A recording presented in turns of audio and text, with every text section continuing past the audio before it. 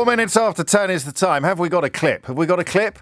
Have we got a clip of the UK Prime Minister glaring at the Russian Foreign Minister as he lays down the law on the ongoing conflict in Ukraine? Rishi Sunak glaring. That's what Number 10 have elected to release this morning. A photograph of the Prime Minister glaring with a sort of silent grrr at the Russian. Have we got a clip of it? We have. Okay. Yeah, right. Stand by. Here it is. Here is the UK Prime Minister glaring earlier today at the G20, glaring at the Russian Foreign Minister, Sergei Lavrov.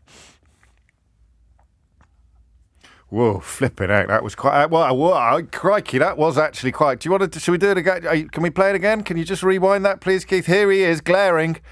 Glaring, no less. How do I know he's glaring? Because Number 10 have released a picture of him glaring. That's Sergei Lavrov. Here he is, glaring.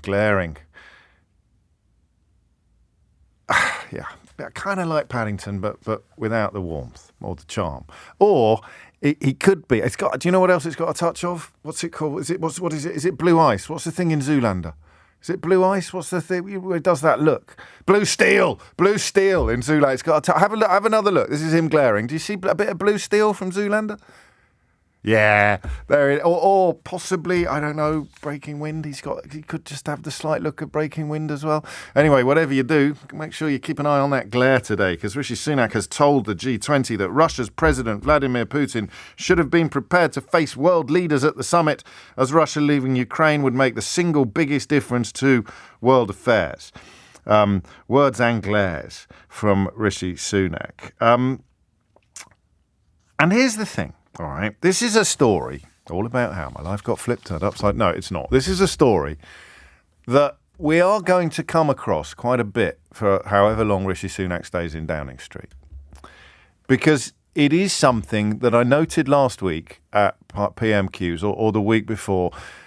Even Keir Starmer now alludes to it, and Keir Starmer is a very careful politician. Keir Starmer doesn't raise things unless he thinks they are politically significant. He wouldn't, for example, try to make political capital out of where somebody lives, this ludicrous attempt to portray North London as somehow problematic, which was started, of course, by Boris Johnson, who spent most of his married life living with a lawyer in Islington. And yet, of course, by the time he comes to the House of Commons, he tries to portray Islington lawyers as being somehow an undesirable constituency. So I mean, I don't know whether it's a strength or a weakness on Keir Starmer's part. I've got to be honest with you. We have quite a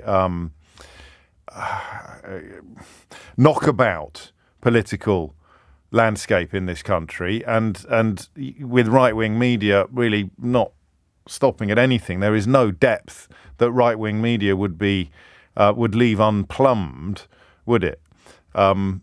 In order to score points against its enemies. What did they call Ed Miliband's dad? His dead dad was called the man who hated Britain. And they spent 2 weeks trying to pretend that Keir Starmer having a meal after a hard day's work on the stump was somehow going to be comparable to Boris Johnson partying like it was 1999 while in Downing Street. But so you see what I mean. I don't know whether Starmer would benefit from being a little bit of a street fighter, whether he should throw a few more barbs into the exchange. For the time being, I'm glad that he doesn't. I've got to be honest with you. For the time being, I find it very refreshing. But of course, if it leaves him vulnerable to attacks from relatively shameless people, and we've already seen at PMQs that Sunak is prepared to sing from Boris Johnson's morally corrupt hymn sheet. Well, anyway, we're digressing hugely. The point is this. Starmer has begun to allude to the financial situation of Rishi Sunak's wife. It was quite an oblique reference to her previously non-domiciled tax affairs. The idea that the wife of the Chancellor of the Exchequer should pay a smaller proportion of her income in income tax than you do, I found quite hard to swallow. Nothing illegal about it. I think you pay 30 grand a year, is it, or something like that, in order to be non-dommed. I think the owner of the Daily Mail avails himself of the same opportunity, while constantly printing articles trumpeting the power of patriotism and the evils of refugees. But hey-ho, that's the world we live in. I think it matters, but what I don't know is how much it matters.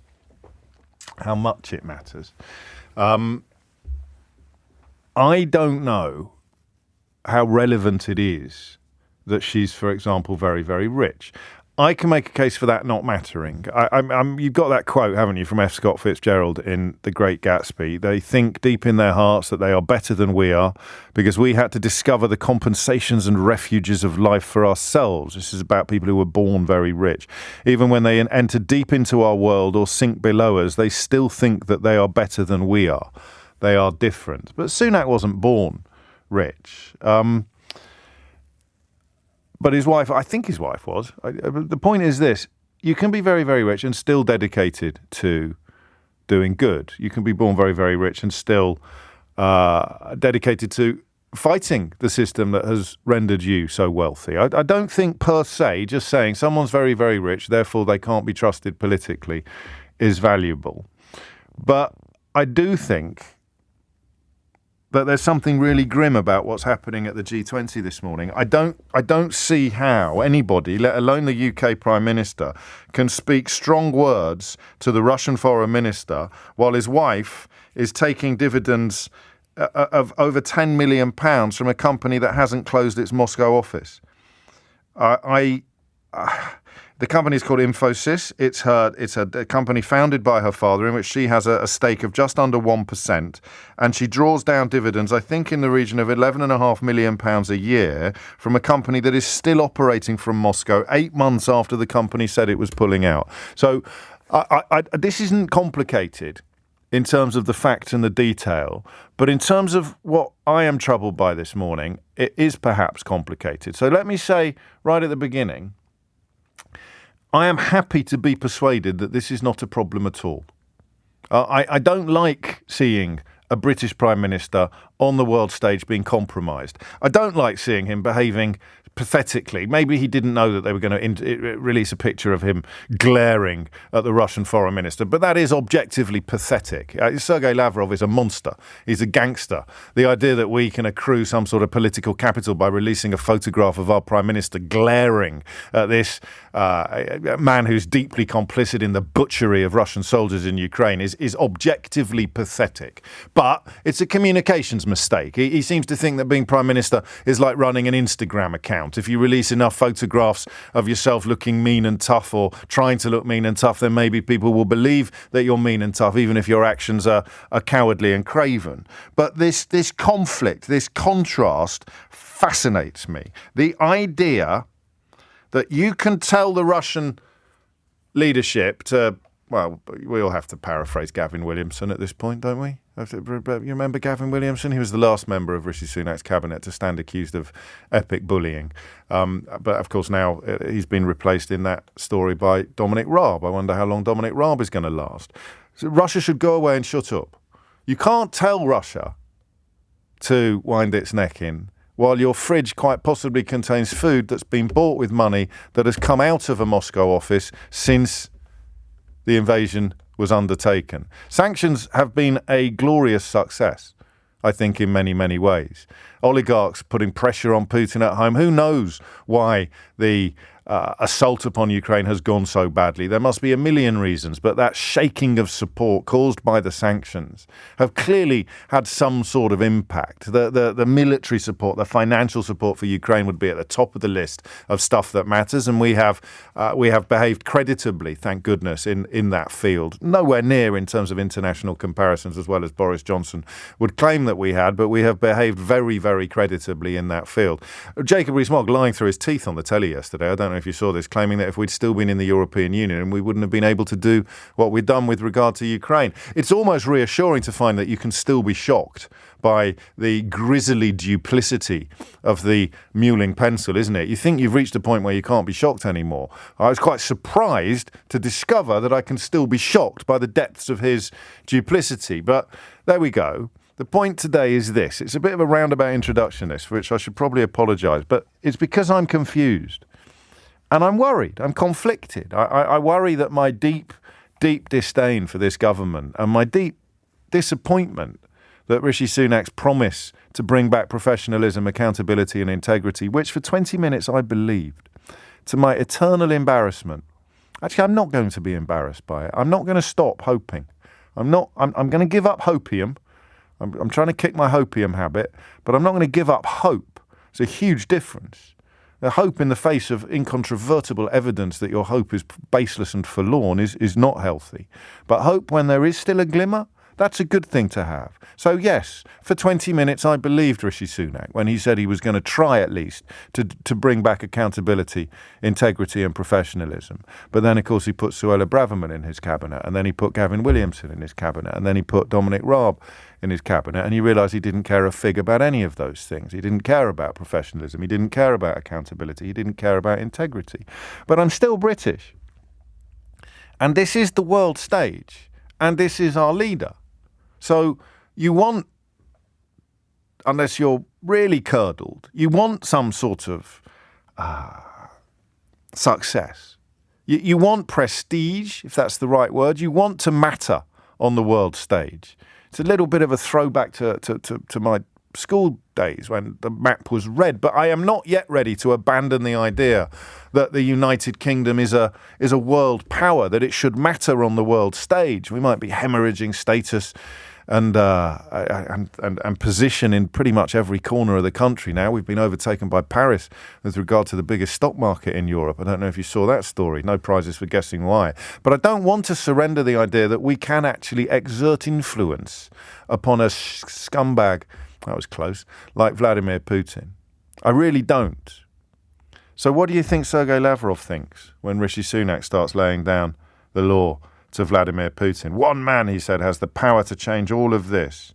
It's notable that Putin didn't feel able to join us here. Maybe if he had, we could get on with sorting things out.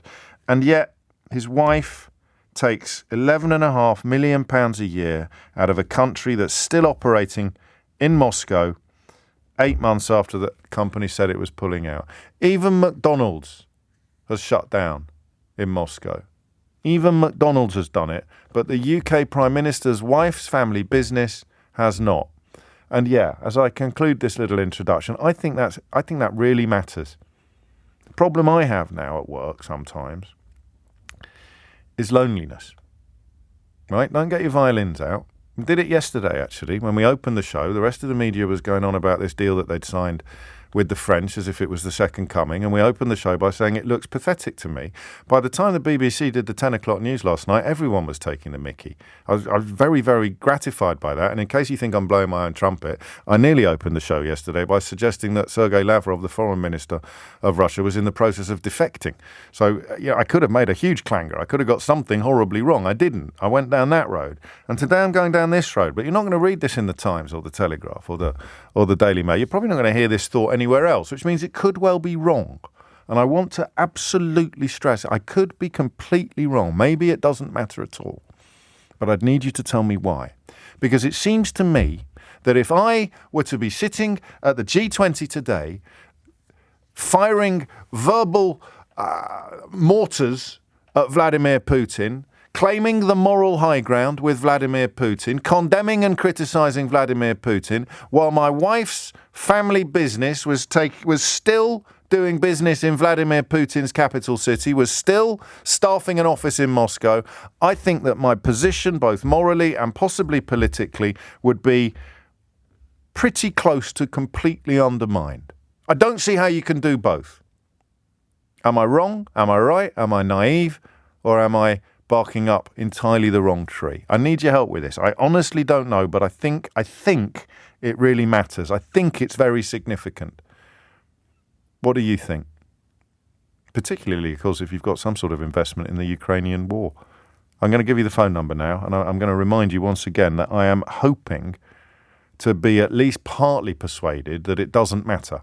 You can be very robust, you can be very strong, you can be outspoken, you can be significant about what Russia is doing in Ukraine, while simultaneously living at least in part on money that's come out of Vladimir Putin's Moscow as a consequence of having a share in a company that still does business there. But I can't see it yet. 0345 6060973. It's 10:18. 22 minutes after 10 are the time, is the time even. I'm going to give Lorraine assistant presenter status today because this text cuts to the heart of my concerns. Sorry, James, who writes, but the Prime Minister's wife is not the Prime Minister. I think it's very unfair to pick on her just because she happens to be married to the Prime Minister. It really has got nothing to do with the country. It's none of our business. It is her business, as you said, her business. I'm glad you sent that in, and I'm glad you've expressed yourself much more concisely and clearly than I managed to in the introduction. I don't think I agree with you. I think that if, for example, if we were actually at war with Russia, which technically, of course, we're not, although our loyalties clearly lie entirely with the Ukrainian people, if we were at war with Russia and our Prime Minister's wife was still taking money out of a family business a family company doing business in Russia, I think, Lorraine, you'd be pretty clear, wouldn't you, that that's not acceptable? You wouldn't be saying, well, that doesn't matter. All right, let me be really lazy and use the Second World War as a parallel. If Winston Churchill's wife was taking money out of Nazi Germany, would you tell me that has nothing to do with Winston Churchill and nothing to do with you or me? I don't think you would. And I think we are, to all intents and purposes, at war with Russia over this issue. That's why the sanctions are in place. You don't sanction individuals from countries that you're comfortable with. So I think you're wrong. But I'm glad you've expressed that position so clearly, because I kind of want you to be right, because it feels a little unseemly to be bringing somebody's wife into a political conversation. You don't want to end up like, the Daily Mail, for example, who never stopped attacking Tony Blair's wife, or Ed Miliband's dead father, or Keir Starmer's disabled mother, or whatever they might think is fair game. But this is about money that the family receives from a country with which we are in many ways, although not literally, we are in many ways at war. Nick's in Ilford. Nick, what would you like to say? Hi there. Just to refer to that text you just read out, I do agree it's wrong to attack his wife. No one's attacking her. No one's attacking his wife. So just pick up on the Churchill point. Pick up on the Churchill point then. How would you deal with Churchill's wife taking money out of Nazi Germany? That actually was a war. I think if the status changed between the UK and Russia and it became an actual war, it would be different. It's not a war at the moment, but it somewhat relates to my original point, is that I think everyone sitting at those tables at the G20 is a hypocrite, because Russia is still selling oil to China, and China is selling that oil to the rest of the world at vastly marked up prices. I don't see the difference. Really? So China's invaded Ukraine, has it? No, it isn't. But we're buying well, that's the oil difference. From China. But China's buying oil from Russia, and we're buying... Yeah, no, I heard what you said. China. You said you couldn't see what the difference was. So I'm just telling you, the difference is that China hasn't invaded Ukraine. We're not currently sanctioning Chinese oligarchs because of their associations with Vladimir Putin's murderous regime. I appreciate... I understand your point about hypocrisy and finances, but you must understand my point. When you ask me what the difference is, I'm telling you that China hasn't invaded Ukraine. Well, neither has his wife. No, but Russia has, and she's taking money out of a country that even McDonald's has ceased to do business in. No, that's correct, but we're circumventing the sanctions by going through China. Okay. So everyone is corrupt and everyone is hypocritical, so there's no point ever taking a stand against anyone. Well, I think we should take a stand, but we need against who then? We need to do it from the moral high ground. Against who then? I mean, we can make that argument about lots of things. Why do we deal with... But I want to make it about this. What do we do about this? I don't think it's any of our business what his wife does. He doesn't get to tell her what to do. She probably doesn't get to tell her family what they do. So the UK Prime Minister shouldn't be expressing an opinion on whether businesses should continue to trade in Russia? No, not if it's done within the... But they have. I mean, we have an actual sanctions regime in place. You disapprove of that because they're selling oil to China? You think it's hypocritical to sanction Russia and not China? You must do, logically, mustn't you? Let me answer the question for you. Obviously you do. There are sanctions in place against Russia, but unless... But they're hypocritical, aren't they? Because we're not sanctioning China. Well, I think we're hypocritical because we're buying oil through China. No, you've already said that, but I'm pushing you to the point about Russia being sanctioned and that being hypocritical because they're selling oil to China. Well, I personally think the sanctions against Russia only hurt the people. They don't really affect So you're opposed to sanctions as well? The government. I'm not opposed. And you're opposed to the UK Prime Minister expressing a view on whether businesses should be trading with a country that's mounting an illegal war in Ukraine. Is there any action against Russia that you'd approve of? I think the world coming together in a legitimate way. Just an example of that. Is there any action against Russia you'd approve of? I think we're getting close. I think we're getting close to it here, Nick, aren't we? Is there any action at all? Is there any action at all against Vladimir Putin's Russia that you'd approve of? Yes, if it's effective. And Go on, give me an example then. I don't know. I'm not. So nothing you can think of against Vladimir Putin's Russia as he mounts an illegal war in Ukraine, kills and rapes civilians in their thousands. Nothing you can think of would be an effective counter to that. Well, okay, let's talk about... No. Just let's answer the question I'm asking, champ. Come on. I'm going to answer the question. Go on, then. Give me an example of something you'd approve of. I approve with the sanctions as far as oil goes, but we need to... No, you don't? You think they're hypocritical? Well, they are hypocritical, so we should... So you approve of hypocrisy now? No, we should stop buying oil from China. OK, there it is. That'll teach Russia a lesson. 28 minutes after 10 is the time. Raymond's in Uxbridge. Raymond, what do you think? I think that you reverted back to the Victorian age, that a husband should decide what a wife invests in. Yes. Well, you mustn't invest in them, dear. Yeah. I really don't understand your attitude. I don't know what your socialist friends would think of your attitude to women, if that's the case. OK, shall I talk you through it? I mean, it was a pretty lengthy introduction, Raymond, but if you need a little bit more clarity, I'm more than happy to oblige. Go on, then. So McDonald's have stopped trading in Russia as part of an international attempt to exert pressure upon Vladimir Putin's regime as a way of both undermining his war project in Ukraine and attacking his prestige on the international stage. The British, yes, I know that. The British Prime, mate, you can't. Companies have stopped investing. Yes, the British Prime Minister's wife's company, the British Prime Minister's wife's family company, is still trading in Russia, and I think we can't we comfortably disapprove of that? I don't think so. So you don't think we should be sanctioning any companies? It's a relationship between a man and his wife. No, but it isn't, is it, Raymond? It's a relationship between Vladimir Putin and a massive business from which she profits. What massive business would allow a 1% shareholder to decide when not to close their office? We got there in the end, didn't we? So why doesn't she surrender the shareholding in protest at the business being done in Russia? Independently, I'm not suggesting for a minute that her husband should make that decision for her, but it rather undermines his position on the world stage if there's money coming into the family bank accounts from a country that he's claiming should be treated as persona non grata on the world stage. Who said it was a family bank account? Can they not have separate... They may well have separate bank accounts, but until clarity is provided, the problem remains. Do you understand the problem now? I understand that it might Well, there you look go. good. This is public service broadcasting at its finest. Thomas Watts is here now with your headlines.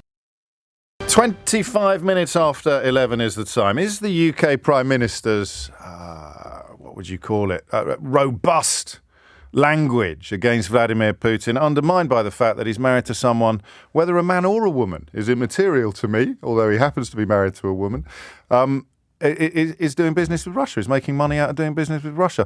I think I may have, I think Raymond made this point rather well. I may have done you a disservice in my introduction by overcomplicating the issue. How on earth can the UK Prime Minister lay down the law to the Russian regime at a G20 meeting while his family is currently profiting to a significant degree from doing business in that country?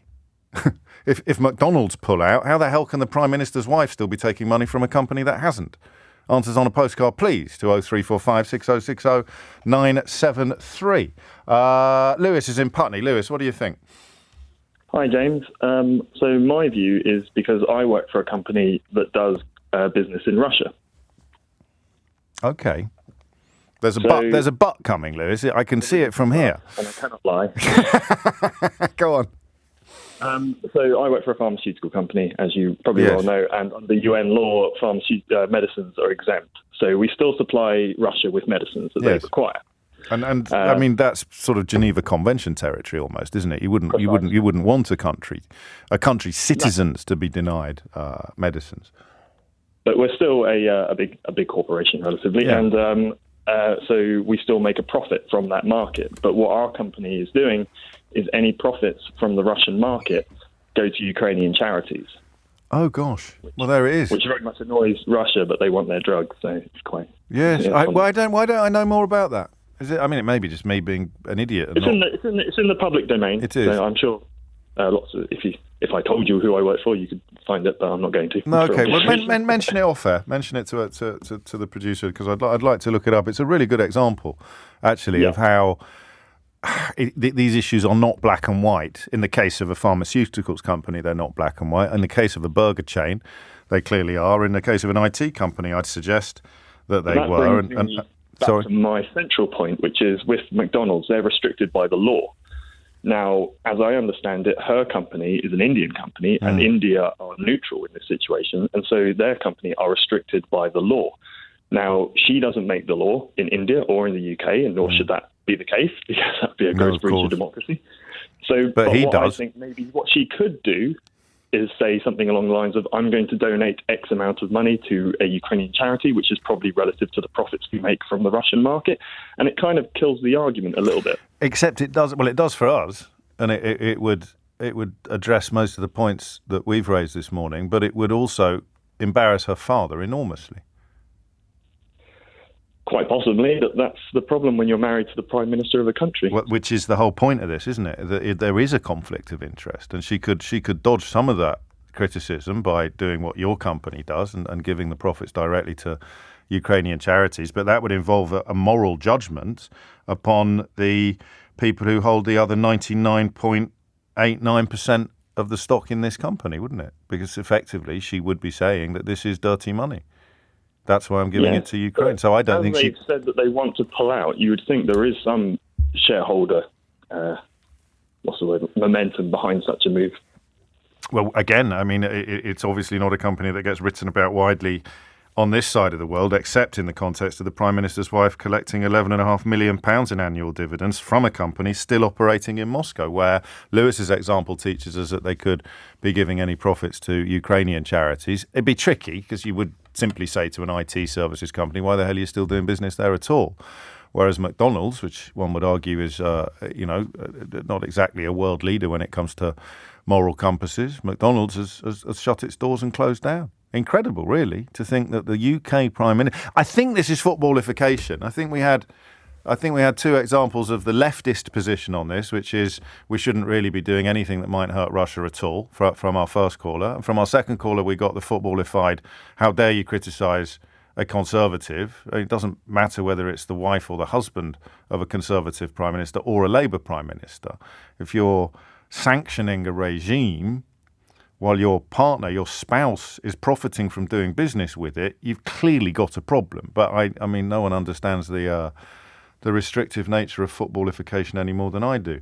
Patricia asks, how do you know Rishi Sunak's wife is still receiving money from this company? Because they've reported it. It retains a staffed office, it's paying subcontractors, and she collects £11.5 million in annual dividends, Patricia. That's on the public record. 10:40 is the time. Mark's in Cockfosters. Mark, what do you think? Hello, I think there's a little room where they're all coming out to defend her. I can't believe what I'm hearing. How could it not be a national security threat in the sense that if she's doing business with a country that once poisoned us and poisoned on our own grounds, I just would like to know, where is the safety and how would she not be targeted by somebody in Russia to do business with, in the sense that you're referring to her position. Yeah, you're referring to the Skripals, of course. I think that this might be where Nick's point had a little bit more validity than he managed to convey. The idea, a bit like that. Did you hear the conversation yesterday about Qatar, about the football? No, this is the first I've sort of tuned in for a long time, but what I'm hearing is promising me. Oh, great. Thanks a bunch. You think I do this for my own amusement every day? So listen, the conversation about the football yesterday I don't do football. No, don't. You do this, though. No, you do this. Give me a minute. I need to explain this because we pointed out, right, that Qatar has a big stake in everything from Sainsbury's to Severn Trent Water. They own the Shard and Canary Wharf. And so all of the talk about why the footballers or the commentators or the people going to Qatar for the football somehow become complicit in the human rights abuses of that country was perhaps a bit hypocritical because once you dig into it, everybody's taking a bit of Qatar business. Boris Johnson had a meeting with the head of the country and boasted about £10 billion worth of inner investment. Well, so, I mean, this is it. I mean, where's the business ethics? I just don't understand. Well, that's the point I think Nick was trying to make. There aren't any business ethics, so why are we picking on her? There's got to, oh, really? Well, we've got to start somewhere, and I would think that somebody in her position would be a good start. Yes. And a good example as well. I just can't believe that you can just cold-heartedly just shrug it aside and say that there isn't a Nor do I. I think possibly I was trying too hard to see both sides of the argument. I think I probably was thinking now. I was like, what? Anyway. That's the first time for everything, Mark. Anyway, just keep listening. What have you been listening to instead? I'm going to regret... no, the sounds of my road, because my radio's not working at the moment. So thank God for that. You saved it in the final analysis. Can we get a radio for Mark, please? For heaven's sake. 10:42 is the time. Spencer, you listen on the app. Yeah, you can listen on your app. You can listen on your phone. Just download the Global Player. You'll be laughing. Spencer's in Croydon. Spencer, what do you reckon?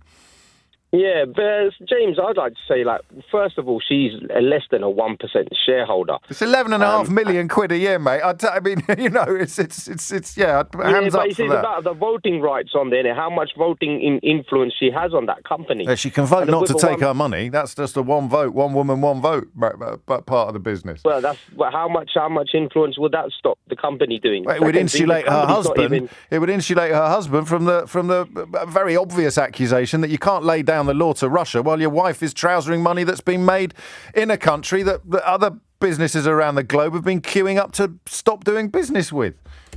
That's okay. Yeah, on that particular point as well, there's a lot of sanctions going around everywhere, and most companies get around it by... Oh, you're doing it again. No, you can't do this. Just because there's a lot of bad stuff going on doesn't mean that you outlaw the good stuff, Spencer. No, you're certainly not. But however, most companies outsource whatever they need to sell goods and services to a third-party country. No. Third-party country, another company picks it up. There's no point doing the right thing. Any other country that's been sanctioned. There's no point doing the right thing, you're saying, because so many people do the wrong thing. Oh, yes, that's exactly what you're saying. There's a point of doing a good thing. However, what would a good thing be in this context? Everyone knows that there's a third-party country that's willing to trade with Russia or another country. However often you repeat yourself, I'm going to ask you, what would be the right thing to do then in this context?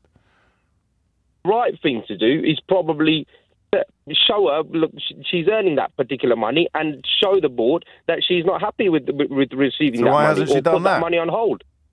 Put that money on hold. No, but there you're making it about her, you see, as opposed to about him.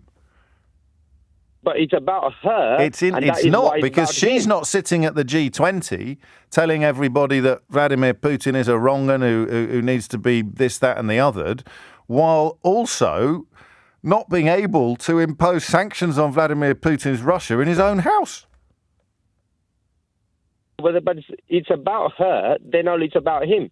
If it wasn't about her, then both it of them. About him. This is at the heart of my question this morning is actually the notion of whether or not you can separate them from each other. And I don't think you can. Imagine if it was the other way around, just for a split second. Imagine if Jeremy Corbyn's wife was taking millions of quid out of a company doing business in Russia. What do you think the newspapers in this country would have done with him and her over the course of the last 9 months, Spencer? It's very difficult. Obviously, they're just have a little guess. Couple. Have a little guess. It's a married if Jeremy Corbyn's wife was taking millions of quid out of a business doing trade in sanctioned Russia after it invaded Ukraine, how much do you think we'd have heard about that?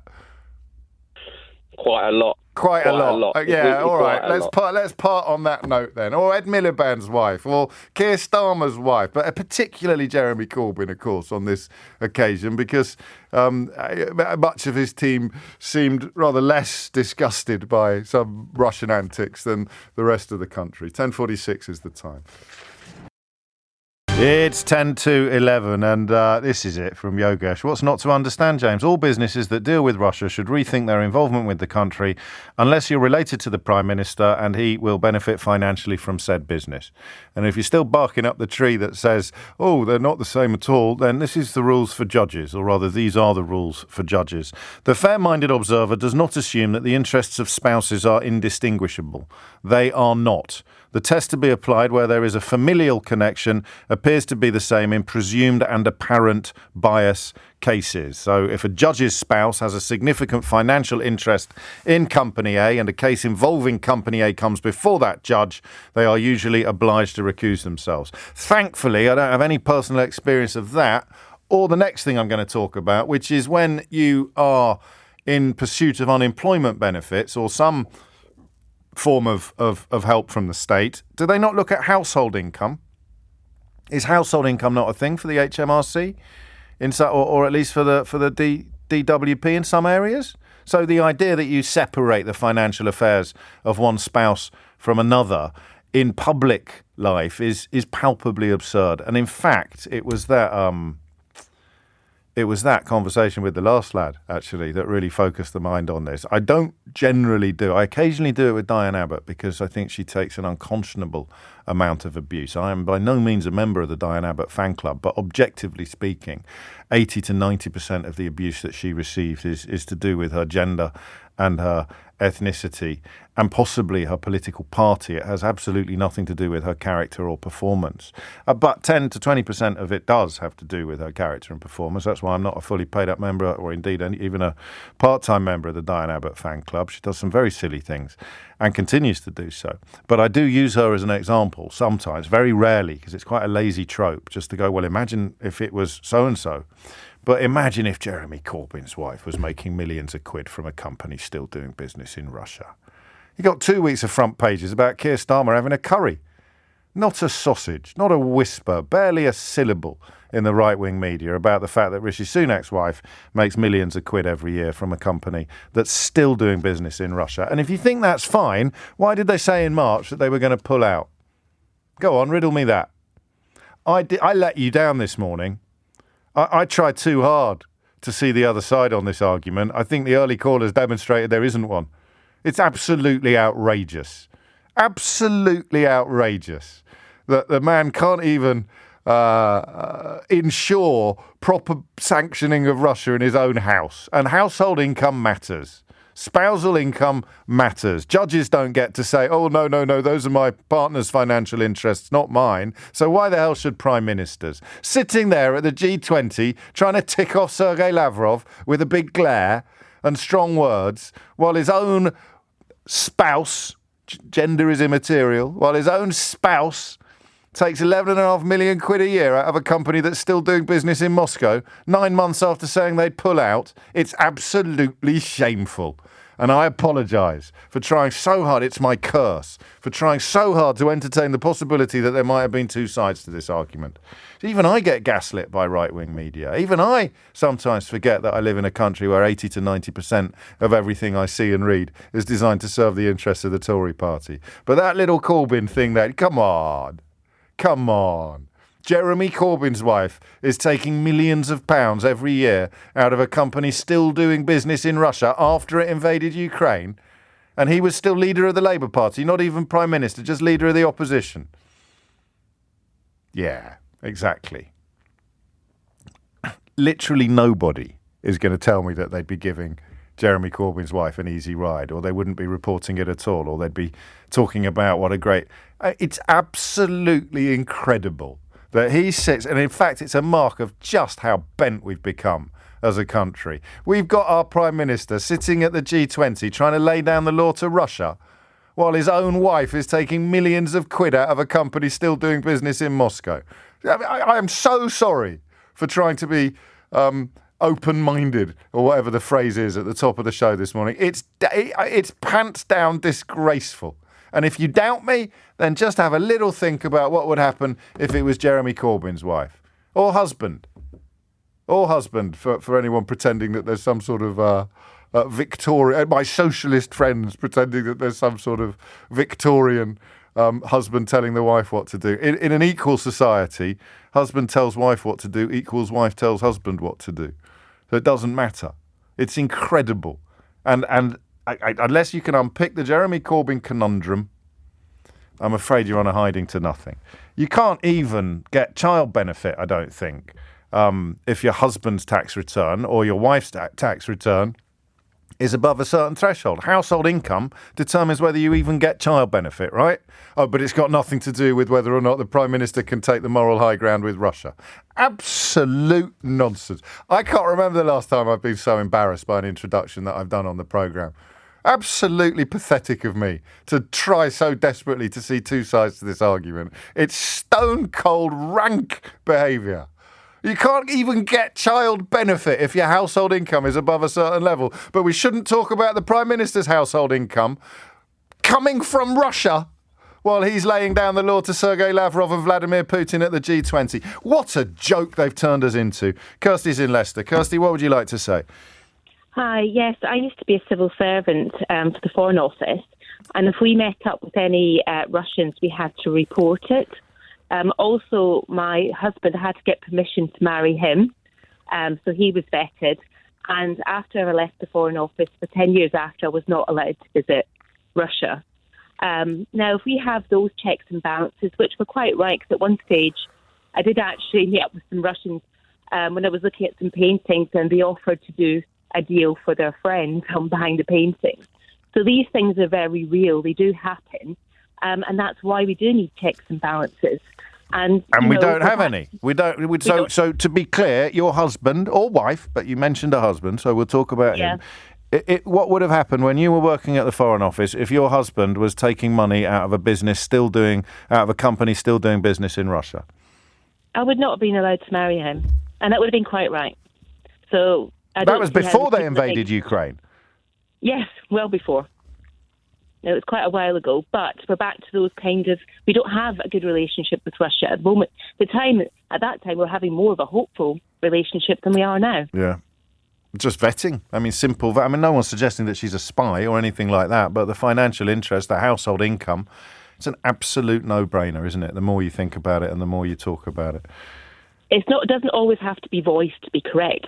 You know what's implicated. Thank you. It's coming up to 10:58. I think Paul's telling me child benefit is calculated on the income of the highest earner. It's not, mate. It's calculated on joint income because it might cut both ways, but I'm pretty sure the threshold is determined by household income rather than one income, because you could have two people earning just over the threshold and one person earning just under it, and they'd get the benefit, and the couple over the road would not.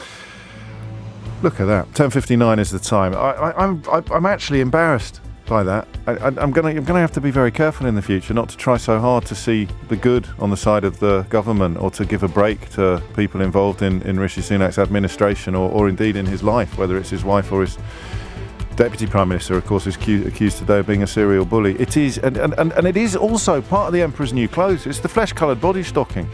You sit here some mornings, you think it can't be as bad as that, can it? Everywhere you turn, there can't be yet more evidence of what a skip-fire we've become. But there it is. It's not often Jeremy Corbyn comes to my rescue, but just a minute spent contemplating what would be happening in this country, in the British media, if it was Jeremy Corbyn's wife who was trousering cash from a company still doing business in Russia. 3 minutes after 11 is the time, and my inbox is absolutely groaning under the weight of messages that begin with the words, "You are wrong." And just because it happens so rarely, it's an almost unique occurrence in the annals of British radio broadcasting. I'm going to pause for a couple of moments to let a few more come in. In fact, we might play out the clip of Rishi Sunak glaring at Sergei Lavrov again, just to use up the time, while I allow a few more people to point out that I have got something horribly wrong, and I will correct it shortly. So just here you go, fill your boots, lads. Here is Rishi Sunak glaring at Sergei Lavrov earlier. Oh, scary. It's universal credit that is calculated according to, well, they look at your partner's income and they decide whether or not you qualify for universal credit. I got really cross when they changed the rules on child benefit because it's so unfair. You could have two parents earning just under the threshold, i.e. they have a joint income of almost double the threshold, And then living next door, you've got someone where only one parent works and they earn over the threshold, i.e. they earn almost half of what the neighbours earn collectively, and they don't get child benefit. So child benefit is not calculated according to joint household income. I'll just pause for another 10 seconds. I'll play you that clip of Rishi Sunak glaring at Sergei Lavrov again while you can just, because I know how desperate, I mean, thankfully 99% of these messages are very affectionate and warm, but I know how delightful it is occasionally, very occasionally, every decade, to catch me out getting something wrong. So go on, fill it in again. Off you go again. There he is. There's the glare. Thank you very much. So no, I have now corrected that mistake. It is, of course, universal credit where they look at your and some tax matters as well. HMRC looks at it, DWP looks at it, but obviously when it's the Prime Minister's spouse, we shouldn't look at it at all. Unbelievable. That's the maddest hour I can remember in a long time. And you could tell in my introduction, couldn't you, that I wasn't comfortable. I couldn't work out why. I was being inauthentic. I was being not insincere. I was being inauthentic. I was trying too hard. I was being BBC. I went a bit BBC. I was trying to do equivalence. I was trying to say, well, on the other hand, of course, it may be that this and it may be that. It's just downright disgraceful, utterly indefensible. And I think we realised pretty early, thanks to the people that tried to defend it, utterly indefensible, that our Prime Minister could be trying to lay down the law to the Russians today, while his household income includes money coming out of Russia from a company that said back in March that they would be withdrawing. If I was Keir Starmer, I'd be all over that tomorrow, actually. But I don't know if Keir Starmer will, for the reasons and the reservations that we explored an hour ago. That idea that it can be... It wouldn't be how it could be portrayed, because Starmer doesn't worry about stuff like that. But his own sense, I think it troubled my sense of honour, almost. Is it fair? Of course it's fair. If the DWP is going to look at your spouse's income when deciding whether or not you qualify for universal credit, then, my goodness me, the British media should be looking at, or the world's media should be looking at the UK Prime Minister's household income, including money that's coming from Vladimir Putin's Russia. I'm glad we've put that one to bed. Do you want to talk about Brexit? Yeah? Do you remember George Eustice? He was Environment Secretary, was he? Ex-UKIP, one of the big tub thumpers for how brilliant Brexit was going to be. And do you remember the Australian trade deal? Do you remember that? And Liz Truss did a lap of honour, boasting about how brilliant it was. And those of us who are part of the tofu-eating wokerati sat here saying, it's really not brilliant. And they said, what do you know? You're just a member of the metropolitan elite. And we said, well, no, actually, farmers are pretty clear about this. Farmers are pretty clear that they are being absolutely shafted by the then International Trade Secretary Liz Truss and Prime Minister Boris Johnson over the so-called trade deal with Australia. Do you remember that? So, listen, if you're still a bit Brexity, just pay attention. All right? They've made you look really stupid again. This is the thing. It's not me that makes you look stupid. It's them. It's the people you support who make you look stupid. Because when I told you that the Australian trade deal was a dog's dinner, and when I proved it to you with expert input and advice, when we showed you what, for example, the National Farmers Union was saying, when we demonstrated and when people stood up, or tried at least, because there was never any vote on it after taking back control, it was never voted on. When we pointed out all of the flaws in it, I think, didn't we even play a little clip from either Australia or New Zealand where a mainstream news report, a mainstream news bulletin was essentially laughing at us? They were queuing up. I think it was New Zealand farmers who were queuing up to say, I can't believe it. I can't believe what they've signed up for. I simply can't believe what's gone on. And then you got all gammony about it and started banging on about sovereignty and saying, ha, ha, ha, drink your Remainer tears, you're wrong, it's a brilliant deal. And now George Eustice, the actual ex-UKIP, ex-Environment Secretary, ex-DEFRA, so Department of Environment, Farming and Rural Affairs, has blown it. He's coughed, he's blown the whistle, he's let the cat out of the bag. So they've made you look stupid again. George Eustice, who went along with this deal that he's now telling the truth about, they made you look stupid. Just like David Frost made you look stupid with the withdrawal agreement. When you went into Christmas 2019 thinking it was the dog's whatsits, you thought it was the cat's pyjamas, you thought it was the bee's knees, because that's what they kept telling you. And then a month later or 2 months later, they're saying, oh no, we're going to have to break the law to get out of this. amazing deal that we've done, this oven-ready deal that still isn't finished. It's not the tofu-eating wokarati that keep making you look stupid. It's the people you support. Nigel Farage with his borders nonsense. How's that working out for you? How's that working out for you? You know, if you really do hate refugees and asylum seekers and you voted for Brexit to stop them coming here, how's that working out for you? So who's made you look stupid there? People who tried to help you be less angry about it, to be a little better informed? Or the people that told you that by voting to become the first country in history to impose economic sanctions on itself, we'd somehow become impenetrable for asylum seekers and refugees? So Farage has made you look stupid. David Frost has made you look stupid. Boris Johnson has made you look stupid. Nadine Dorries has made you look stupid. Jacob Rees-Mogg has made you look stupid. And now George Eustice has made you look stupid. It's not me that makes you look stupid. It's the people that lie to you that make you look stupid when you believe their lies and then the truth comes out. This is so important, this. Possibly the most important part of modern British politics. Because they keep the divisions alive. They keep the divisions alive with their disgusting rhetoric about refugees. They keep the divisions alive with their stupid descriptions of tofu-eating wokarati. They desperately want to keep a wedge between us, but the wedge isn't ideological or political. The wedge is about reality versus lies. The deal that we signed with Australia was a pile of poo.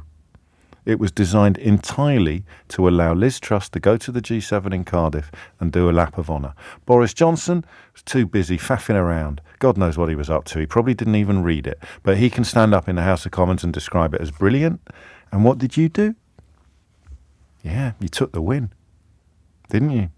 You cheered it. Got Brexit done and that great Australian trade. Did you know why Liz Truss became Prime Minister?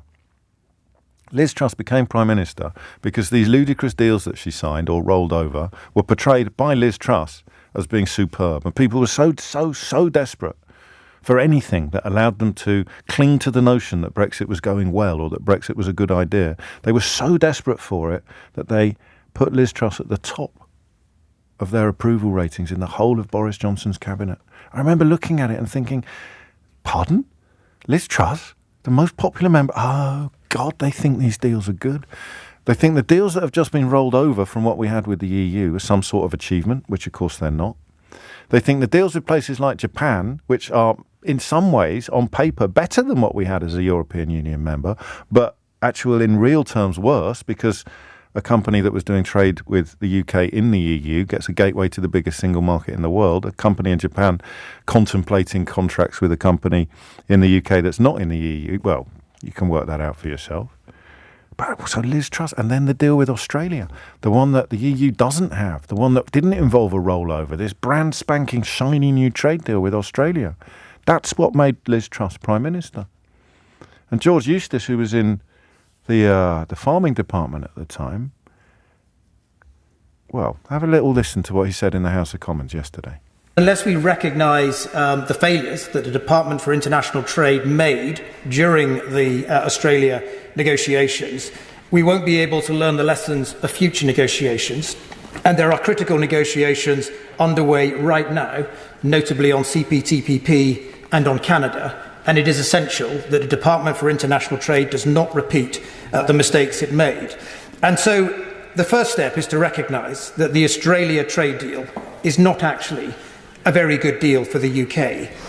It wasn't for lack of trying on my part. Indeed, as my old friend pointed out, there were things that we achieved, a special agricultural safeguard for years 10 to 15, staged liberalisation across the first decade, the protection of British sovereignty in SPS issues.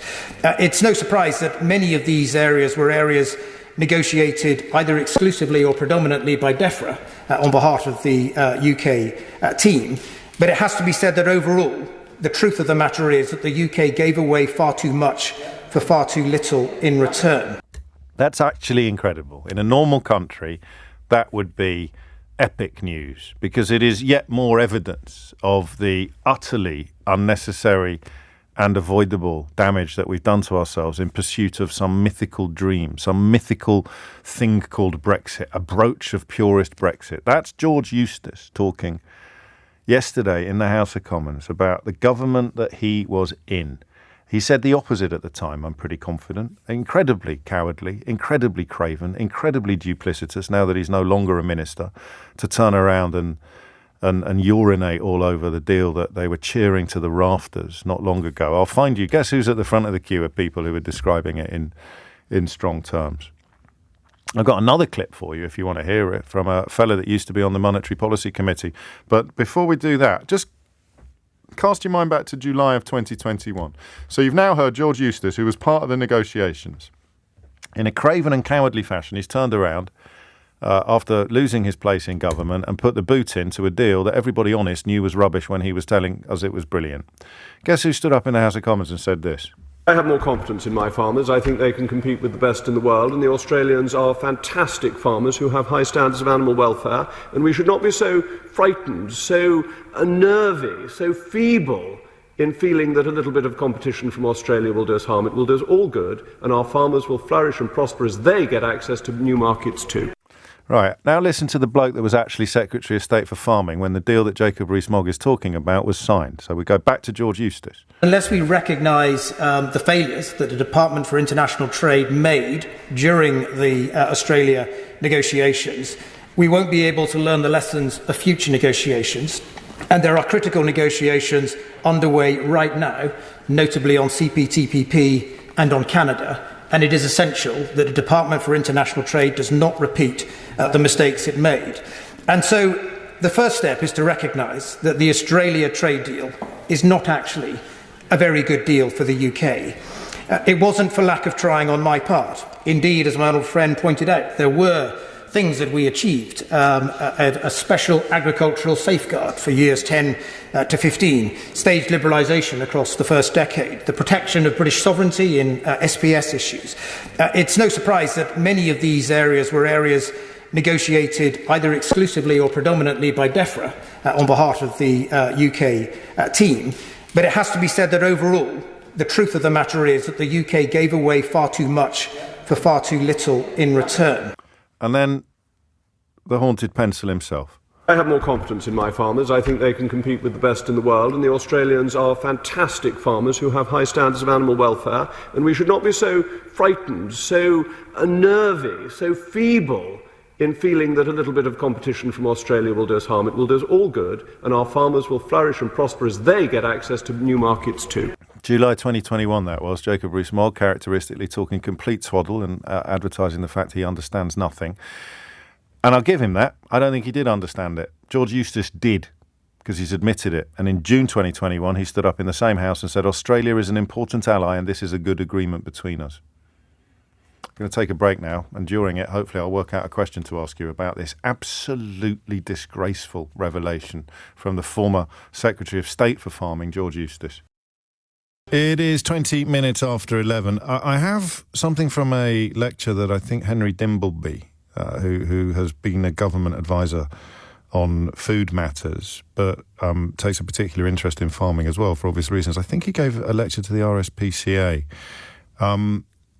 I don't know that I want to share it with you. It's about something that is still considered, well, it's still legal in Australia. So if you're thinking of buying lamb from Australia as a consequence of this trade deal, then you'd probably want to know about something called mulesing, M-U-L-E-S-I-N-G. But I don't know that I want to share the full details of it with you because it's so gross.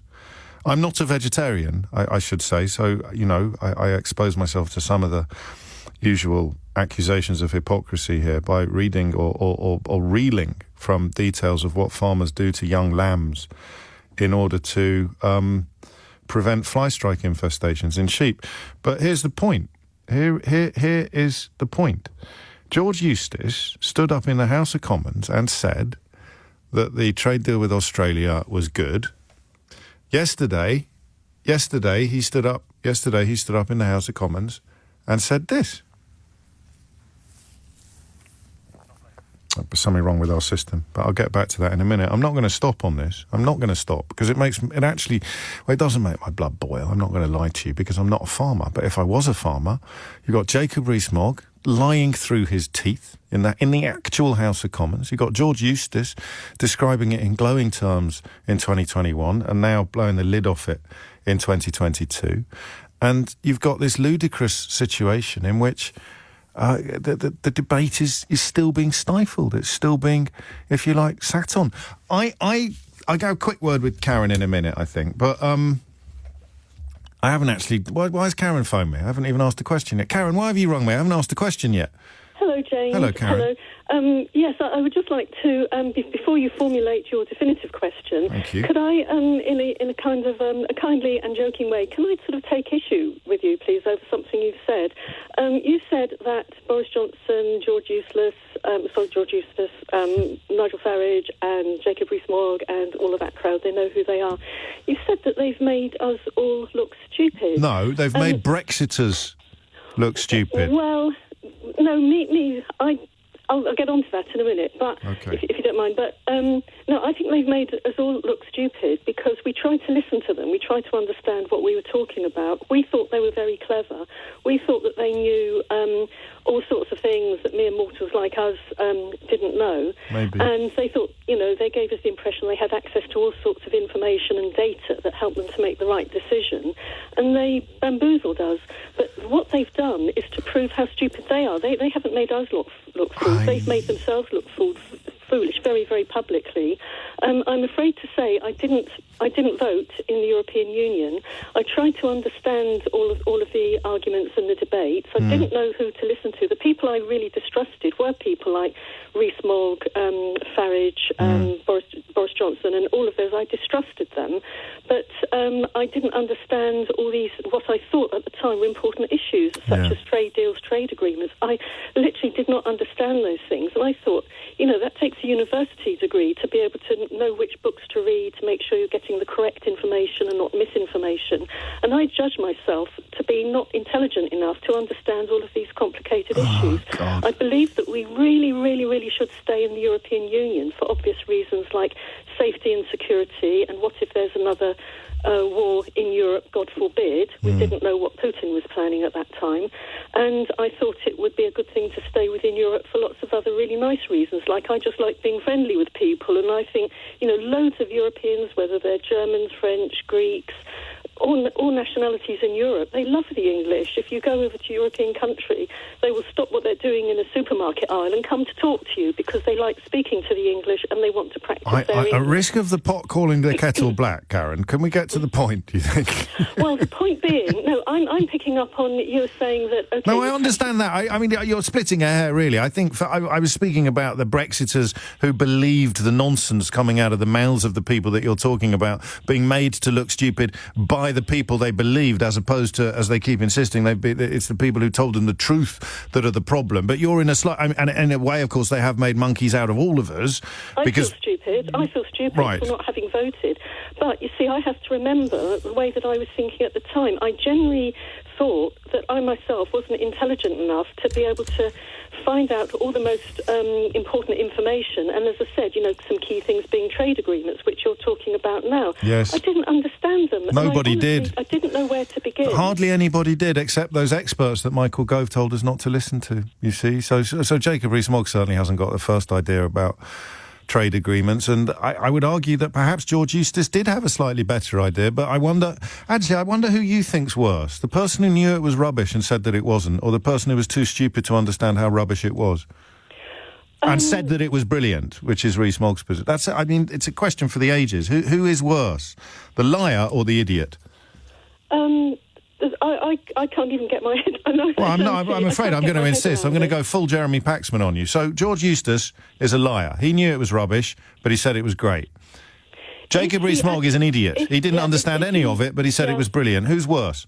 Well, if George Eustace That's my topic, knew by at the the way. time that it would be harmful to the UK to leave the European Union... Yeah. Then he should have told us the truth, and if he didn't tell us the truth, then he told us the opposite of the truth, and that goes for many of them. Now, somebody like Boris Johnson. So is that a vote for Eustace? Because I'm going to draw a diagram here. Is that 1-0 to George? So the liar is worse than the idiot on this occasion. I must admit, I don't like using the word idiots because as individuals, they're just members of the voting public. I don't quite know how to categorise. How would you describe Jacob Rees-Mogg? Haunted pencil? Penny farthing made flesh? he's just that lazy person who made a big point of dozing off. It's got to be a bit pithier than that, Karen. This is for a radio feature. He can't be that lazy person who made a habit of dozing off on the front benches, although I should mention this caller here who said the best thing that Jacob Rees-Mogg ever did on the front benches was fall asleep. I think that was a Paul who sent that in. So, OK, you don't have to call him an idiot, but I'm going to, and that's the choice. The liar Eustace or the idiot Rees-Mogg? Who's worse on the Australian trade deal? All of them. No, I need an answer. George Eustace, the liar, or Jacob Rees-Mogg, the idiot? Both of them. In a different way, in a different context. All right, I'll give you one all then. Yeah. I would simply... Final sentence, Karen, final sentence. Yep. Make it count. Oh, I would please just like to be told the truth by the government and by politicians. Well, and they're not going to tell you the truth. That's what I'm here for. and I really would like to thank you and all the work that you do, and it sort of, keeps me thinking that there is still hope. So thank you ever so much for everything that you do. There is always hope, Karen. Thank you. It's the hope that gets you, of course. The despair we can deal with. But it's the hope that gets you in the end. And I hope that my clip machine... I'm cliptastic today. I was really getting in the mood to go clip crazy, but the clips are still broken. Someone very clever... This is one of the best jokes we've ever had on the programme. I don't know if you were listening earlier when I played out the clip of Rishi Sunak glaring at Sergei Lavrov, the Russian foreign minister, several times. We can still play that clip out, can't we, Keith? No, we can. The clip... Keith, pay attention. We can play out the clip of Rishi Sunak glaring at Sergei Lavrov, can't we, Keith? Poor fellow's having a fit of the vapours in there because the machines are all blowing up.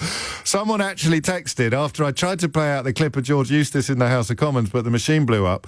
Someone actually texted to say, you've accidentally played the Rishi Sunak clip again, which is a joke of uncommon genius, which unfortunately, if you've just tuned in, probably needs quite a lot of explaining. So here is the only clip that I can currently play out on this radio programme, and it is the clip of Rishi Sunak glaring at the Russian Foreign Minister, Sergei Lavrov. And there it is again. Hopefully after the news we might be able to play out some of our other clips as well, because I had a veritable cornucopia of clips prepared for your delectation today. But thank you to Karen. Thanks to Karen, we actually have a question. The deal we signed with Australia was an absolute dog's dinner. I knew that. If you believed me or you were paying attention, you knew that. Farmers knew that. The NFU knew that. Pretty much everybody honest knew that. Even George Eustace knew that. But he stood up in the House of Commons and said that it was good while he was still in government. Now, as he describes himself as no longer having to put a gloss on things, which translates loosely as no longer having to tell barefaced lies in order to keep your job in Boris Johnson's government. How many times did I tell you that in order to keep your job in Boris Johnson's government, you didn't just have to go along with the lies, you had to become a liar? George Eustace, without apparently seeming unduly troubled by conscience, now stands up in the House of Commons and describes it in much more honest terms as something that was incredibly bad for British farmers. So he's a liar.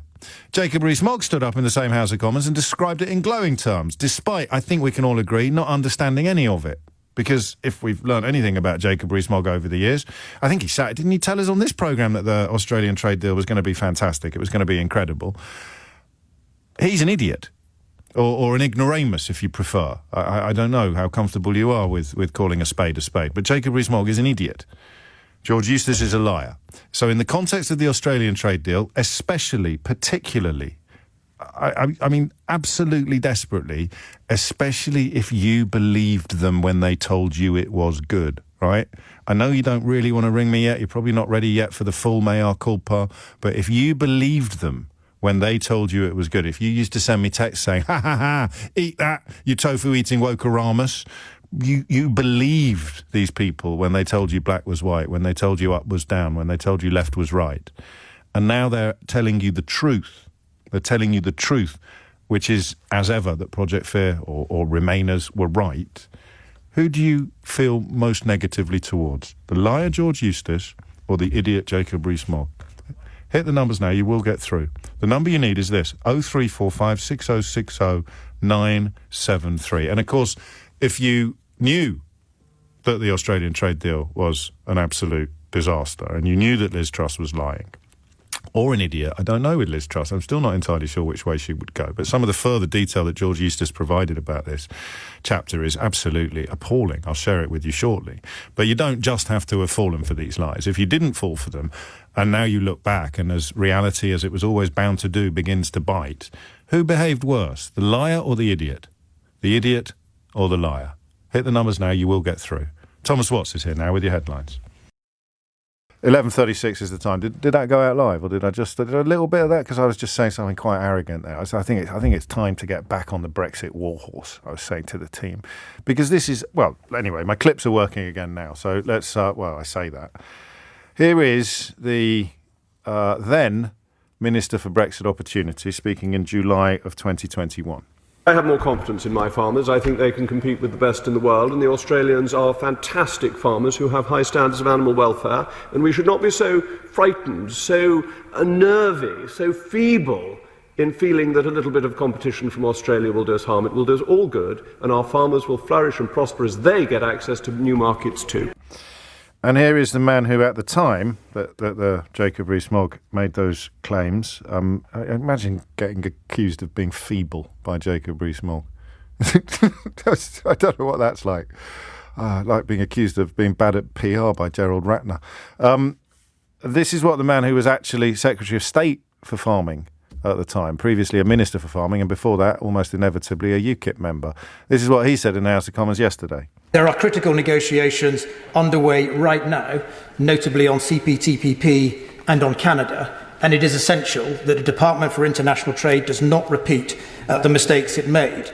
And so the first step is to recognise that the Australia trade deal is not actually a very good deal for the UK. Wow. Quelle surprise.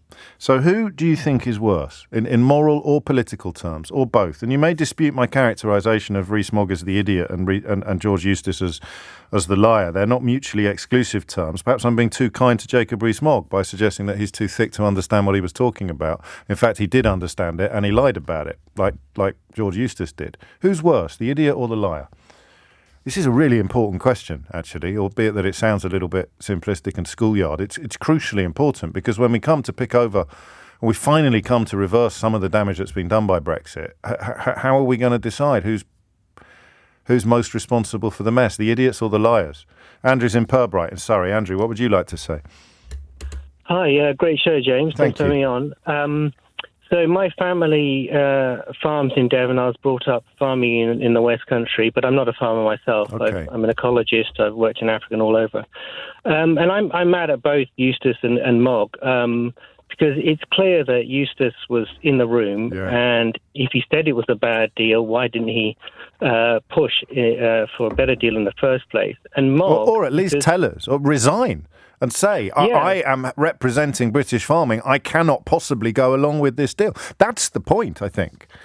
Well, I think as well is that they didn't make clear how much farming was as a sector to get the deal over the line. Because in terms of value, what both countries really wanted was financial services and engineering. Farming is actually a small part of this, but it gets really overblown and emotional and politically sensitive. And Rees-Mogg doesn't really care about farming. He's a free marketeer. And what he doesn't understand is that farming has never operated in a free market environment. Every country protects and subsidizes their farmer to a certain degree. And so when he talks about competition, that's totally misleading. Farming does compete, but in very different. Well, it's partly about food security as well. So you don't want your farming to be subject to the most. I don't personally want anything to be subject to the most sort of violent free market ideologies, but farming in particular, as I think it was Liz in Cricklade that reminded us last week, that food security becomes increasingly important as the climate change kicks in, and the more we can produce here, the better, and therefore it becomes a government priority to protect food production on these islands. Yeah, exactly. So why aren't these negotiations shouldn't they be more transparent to the general public? Because here it is. It's transparent now. I'm sorry to interrupt you, but this is really important, because another thing Eustice said yesterday is that the UK went into the negotiation holding the strongest hand. Where have we heard that before? The best cards. But at some point in early summer 2021, Liz Truss took a decision to set an arbitrary target to conclude it by G7. And he said from that moment we were on the back foot. In fact, at one point, the then Trade Secretary, Liz Truss, asked her opposite number in Australia what he would need in order to conclude an agreement by G7. He then set out his terms, which eventually shaped the deal. And we essentially, this is me speaking now, we went along with all of them. I mean, that... Yeah. And farmers, albeit that some of it is going to be delayed for 15 years, have been completely thrown under the tractor. Yeah, exactly. And as a general point in these negotiations, I've never understood why farming is always a part of it, because can't you have sectoral agreements? Because if farming is going to be the most difficult one to negotiate over time, you'd hope can't you agree sector by sector? Because the European Union and Canada trade deal was held up by Belgian farmers in the Walloons. Yes. So it is very tricky politically. Agriculture is always going to be emotionally and politically tricky. It's a big part of Brexit, of course. Like fishermen, farmers were supposed to be the key beneficiaries of it, but like fishermen, they've been absolutely shafted. I mean, you know the answer to your question, clearly, according to George Eustice, and we have no reason to doubt him at this point, despite the fact that he's proven himself to be a liar, is that it was done for very short-term political reasons by the then International Trade Minister Liz Truss, who literally wanted to be able to announce. Here's the tweet. Someone sent me the tweet. Our new trade deal with Australia means tariff-free trade for all UK goods. It's easier for people to travel and work in Australia. Lower prices and more choice for UK shoppers. This is a win-win deal for our £14 billion trading relation. That's why it was done. Damn the truth. Yeah. Damn the truth. Here's the propaganda. Yeah, pork markets. Yeah, pork markets. My family, who I mentioned earlier, one farms sheep and one is a mixed farmer in Devon. They all voted Remain. Right. A lot of farmers didn't, but and I had discussed it with them, and they said, "Well, it's a no-brainer, isn't it?" You'd have thought so, but then we had all these. And now look at it. It's a disaster for agriculture to get exports across to Europe. It's very tricky. Well, we will be speaking shortly to one of the first people to alert us to that problem of exporting, which was Simon Sparrow from the Cheshire Cheese Company, who is in the news today and who will be giving his first broadcast interview to us in about 20 minutes. Before you go, Andrew, who's worse then in the context of what's been done to farming? George Eustice, who lied, or Jacob Rees-Mogg, who didn't understand any of the stuff that he was cheerleading for? I think Eustace, because he was in the room. 2-1 to George Eustace, but that's only because Karen somehow managed to vote for both of them. Thank you, Andrew. Let's have a quick word with Lerin, who's in Cornwall. Redruth, to be precise. Lerin, what do you reckon? Yeah, my vote's for George Eustace every time. Really? I'm going to have to start. Yeah. I'm going to have to go into bat for Jacob Rees-Mogg in a minute, and there's a phrase I never thought I'd say out loud. Oh, God, please don't. As my MP, obviously I've seen a lot, but I think, the reason why I would say George Eustice is because I don't want anybody to underestimate how much of an idiot he is as well. Oh, okay. Therefore he has, one on each idiot and liar for me. Because he lied about the deal, and he was an idiot to think that we could have somehow got a better one as a consequence of leaving the European Union. Yeah, I saw all of the campaigning that he did locally here, but, also... He's a farmer himself, wasn't he? Wasn't he? Didn't he keep banging on about being a farmer himself? A nice farm shop and cafe, all of that stuff. Yeah, just up the road. But, he lives in one of the most deprived areas in the whole of Europe, who were getting more money from Europe than, almost anywhere else. And he managed to cut off that supply of money that's very much needed. And also he suggested that people should go and buy value foods when, he... As if they'd never heard of them. People. You're right. People on the lowest incomes needed George Eustice to tell them about the Tesco value range or essentials. Yeah. So you're suggesting that he was too stupid to understand the relationship between EU funding and parts of Cornwall? I would also suggest he's possibly too stupid to really understand what an absolute hypocrite he's being now. Yes, so I think that's true. So. No, I think that's true. That's what barefaced means, isn't it? It's like, I'm not in the government anymore. I can tell the truth about that trade deal that completely shafted farmers for generations to come. So it's 3-2 at the moment. Because Rees-Mogg, I'm going to take text votes on this as well. Quite a lot of people buying into Lerin's analysis that George Eustice is both a liar and an idiot. I'm not really in the mood to change the parameters of the game. It's a binary choice between the liar George Eustice and the idiot Jacob Rees-Mogg. But quite a few people pointing out that Jacob Rees-Mogg is worse because people who don't understand what they're talking about shouldn't be allowed anywhere near government. It's 11:46. It's 11:51. You're listening to James O'Brien on LBC. Let's step over the Atlantic, sort of, before we return to this incredible story of the Australian trade deal being revealed to be the pile of rubbish that most of us knew it to be by one of the people who sold it, well, by all of the people who sold it to the British public. But George Eustice, the first to break cover. I've already spoken to you about Gabriel Gatehouse's rather splendid podcast series, The Coming Storm. The second series is underway now, is available now. But Gabriel, if you don't know, was with BBC's Newsnight during Donald Trump's rise to power and indeed for his presidency as well, and developed a fascination, as many of us did, with the so-called QAnon conspiracists, these people who believed all manner of things, including that there was some sort of blood-drinking paedophile ring being run from the basement of a pizza restaurant in New York that had no basement, which is, it's all fun and games until someone turns up there with an automatic weapon, which indeed happened. And he continues to explore these matters in The Coming Storm. But I wanted to ask him today more about what's happened in these midterms and what it actually means for the architects and beneficiaries of the conspiracies that he's been exploring. He's a bit like a cockroach, Gabriel. I wouldn't want to announce his demise prematurely. I thought you were saying I was a bit like a Never. I don't know, where is this going, James? I will survive anything. No, so Donald Trump, I wouldn't use that exact comparison. But look, what we see in the midterms is that the sort of MAGA candidates, Make America Great Again, the people who kind of really doubled down on denying the results of the 2020 presidential election, as Donald Trump has continued to do, they've done pretty badly, or at least they haven't done nearly as well as Donald Trump would have liked. We've just got the result in from Arizona governorship, Carrie Lake, who was really big on the kind of election denying. She apparently has just lost very narrowly by less than a percentage point to the Democratic candidate. And if it ends up, there's still a few votes left to be counted. If it ends up being less than half a percentage point, they're going to have to go through a recount. Yes. She's already saying, Arizonans can smell BS when they sniff it or whatever. So, but the big picture, James, is that when they win, everything's hunky-dory. When they lose, it's rigged.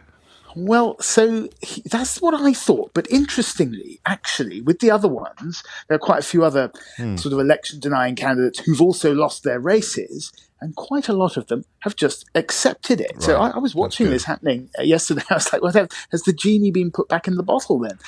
And I think maybe the answer is yes, but also maybe the answer is no, because what the lesson that you might draw from this is that the wider American public are not quite sure about Donald Trump's election-denying antics, but he still has huge support in the base, and so it's likely that today he's been hinting that he'll announce whether he's running again for the presidency again today.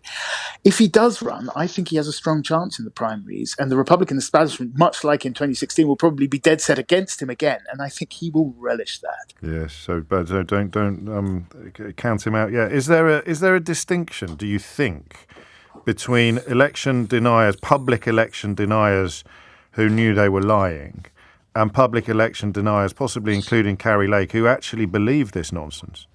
Yes, I think there was. So basically, after the 2020 election, there was a moment that went on for about 6 months or more, where the Republican Party was recalibrating itself. It was trying to figure out, could it make a break from Donald Trump? And in the end, it kind of failed, because Donald Trump's endorsement was so valuable that what you saw was lots and lots of candidates, even if they didn't outright deny the election results in 2020, they would hint that there was something a bit iffy about it, a bit off. They would talk about ballot harvesting. They would talk about, without actually saying it was rigged, it was stolen, they would nod to that, because they would need to do that, because otherwise Trump would come down against them or endorse somebody else. So what you saw in the run-up to these midterms was Donald Trump actually having a very tight hold over the Republican Party and who got to stand. It'll be interesting to see if that hold is diminished by these results. What do you think? What are your instincts telling you? I don't know. I would love it if America sort of pulled back from the brink. But my instinct had been telling me that you cannot put that genie back in the bottle, and that once you start saying, as you pointed out, James, once you start down the road of if I win, it's all good. If I lose, it's been rigged. How do you step back from that, right? What happens in 2024 if, let's say, Trump runs again and he loses? Like, does he just go, okay, guys, this time it was fine? Or a different candidate stands, but has to nod to the stolen election conspiracy theory because otherwise they won't win the primaries, and then they lose. Do they just go, okay, it's all fine?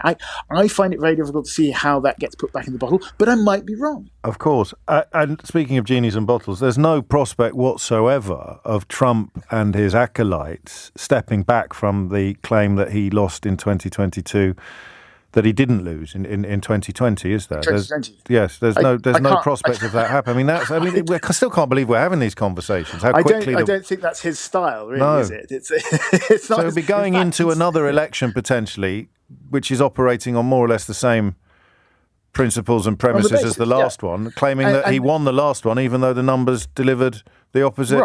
Right. And let's not forget about it's not just Trump. It's somewhere between 60 and 70% of Republicans believe that the election was stolen. And let's not forget, he may have lost the 2020 election, but nearly 75 million Americans still voted for him. So 60 to 70% of 75 million, I'm not very good at maths, but it's a lot of people. It's still a lot of people. And that's in many ways the crucial point, isn't it? And I should add that anybody who's still sits here agog at the idea of such a huge swathe of a civilized country with a relatively free press buying into such a blatant and obvious lie could do a lot worse than listen to Gabriel Gatehouse's podcast series, The Coming Storm, because you get inside the minds of the people that we're talking about, don't you? I'm very appreciative of these plugs, James. It's very good of you. Look, we've done the latest episode, which is out now, is about Hunter Biden's laptop. Yes. I managed to get hold of a copy of it. And do you know what? Actually, what the story of Hunter Biden's laptop tells you is that Americans who suspect that the establishment is lying to them about all kinds of stuff, or is not telling the truth, or is concealing the truth, there is a good basis for that, and that is all recounted in the story of Hunter Biden. That's the mother of all hooks and teasers. Not quite the basis they think it is, but a basis nonetheless. Not quite the basis they think it is, but a basis exactly. Is the grain of truth at the heart of every. I listened to it on Sunday, and I think we'll leave that hanging to build up the tension and encourage people to listen to it. Very, very briefly, final word on Rupert Murdoch cooling his heels with regard to Donald Trump. That's got to be quite significant, although not perhaps as significant as Rupert Murdoch would like to think these days. So it is reported, indeed. Yes, isn't that interesting? And we saw, what did the New York Post called him Trumpty Dumpty, I think. He won't have liked that. The New York Post and obviously Fox News, more importantly, have been such important backers of Donald Trump. If they turn against him, I know for a fact that a hardcore of his supporters had already turned against Fox by the time the 2020 election results were in, because they felt like Fox wasn't pushing the stolen election narrative hard enough, if you can believe that. So I don't know what kind of an effect that will have on him. Things are very unpredictable now in the age of social media, aren't they? Yeah, the likes of us, James, don't have the same lock hold on the national conversation. Speak for yourself, Gatehouse. Speak for yourself. As he indeed can now do, having no longer.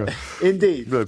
Always a pleasure. Gabriel Gatehouse's The Coming Storm is available wherever you get your podcasts, and it is, it's like a Rosetta Stone or a skeleton key to understanding some of the really crazy stuff that has just moved absolutely front and centre in the context of American politics. And the episode this week about Hunter Biden's laptop is right up there with the most riveting and fascinating. It is now 12 noon. You're listening to James O'Brien on LBC. 4 minutes after 12. No, I am not entertaining the absolute BS about Hunter Biden's laptop, I promise you.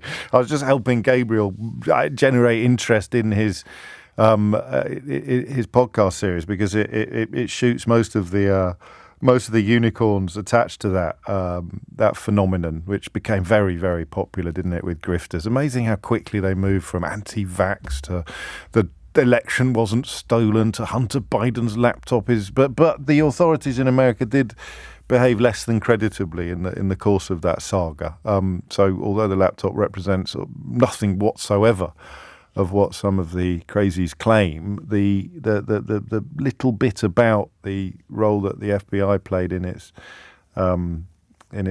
story is really, really interesting. So that's also, no, don't worry, I haven't handed in my credentials as a credible journalist and started barking up any of those trees.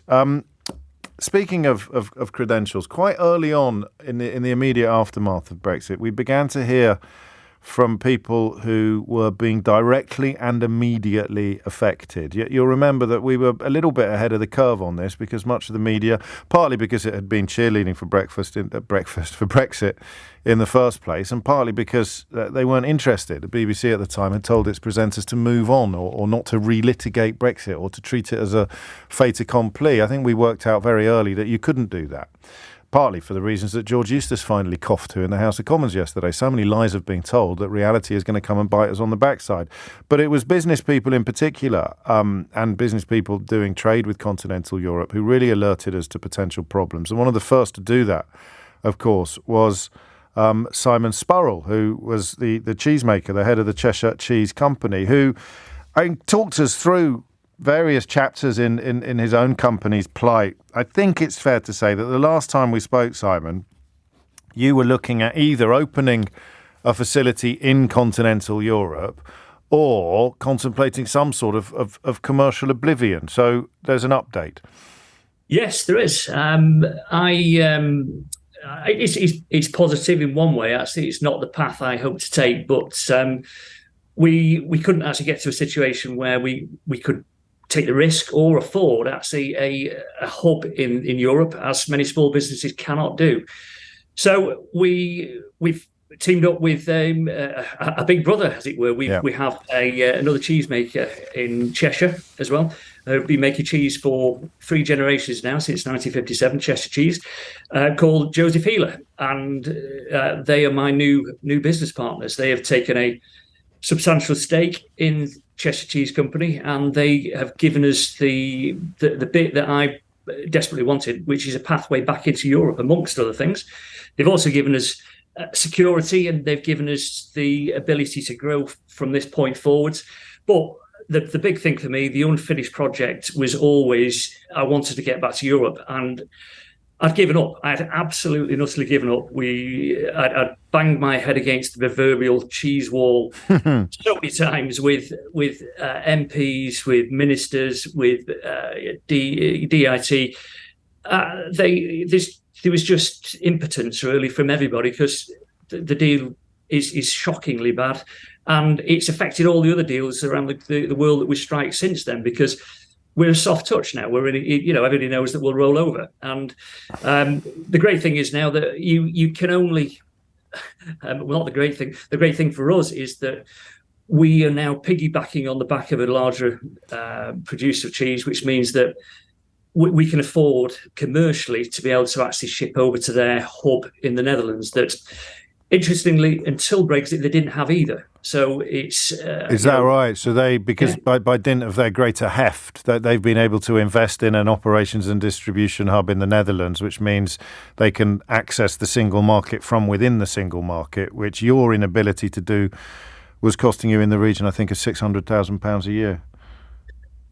Over the last 2 years, that's what we estimate we lost. Yeah, we've estimated we lost that over the last 2 years.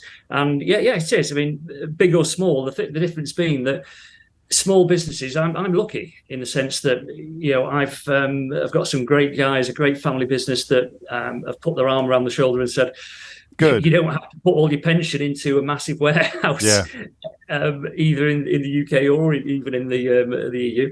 We're here to help, which is, it's fantastic, because Cheshire Cheese Company as a name, I think in a way it's staying in the county. That's the most important thing at a Cheshire cheesemaker. So it's a great strategic alliance now. Does it mean then that, I mean, obviously it does, but I'd be interested to hear it from your point of view, that the only British exporters who are going to be able to maintain a presence in the single market are the really big boys? Yeah, absolutely. I mean, that's been my argument from day one, is that there's never been any contingency put in place for the small businesses. Anybody that has an animal foodstuff production and they're a small business, unless they're using groupage, which is still fraught with problems.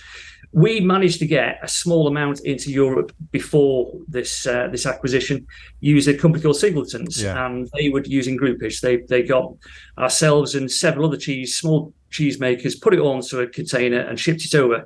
They went bankrupt 2 months ago. So they've been going for 50 years. So it doesn't get quite the coverage it would have done if someone had been opening a business and claiming that they were able to do a roaring trade with Europe, would it? I suspect we'd have heard about that in the news, but I managed to miss that story about. So it's Singletons.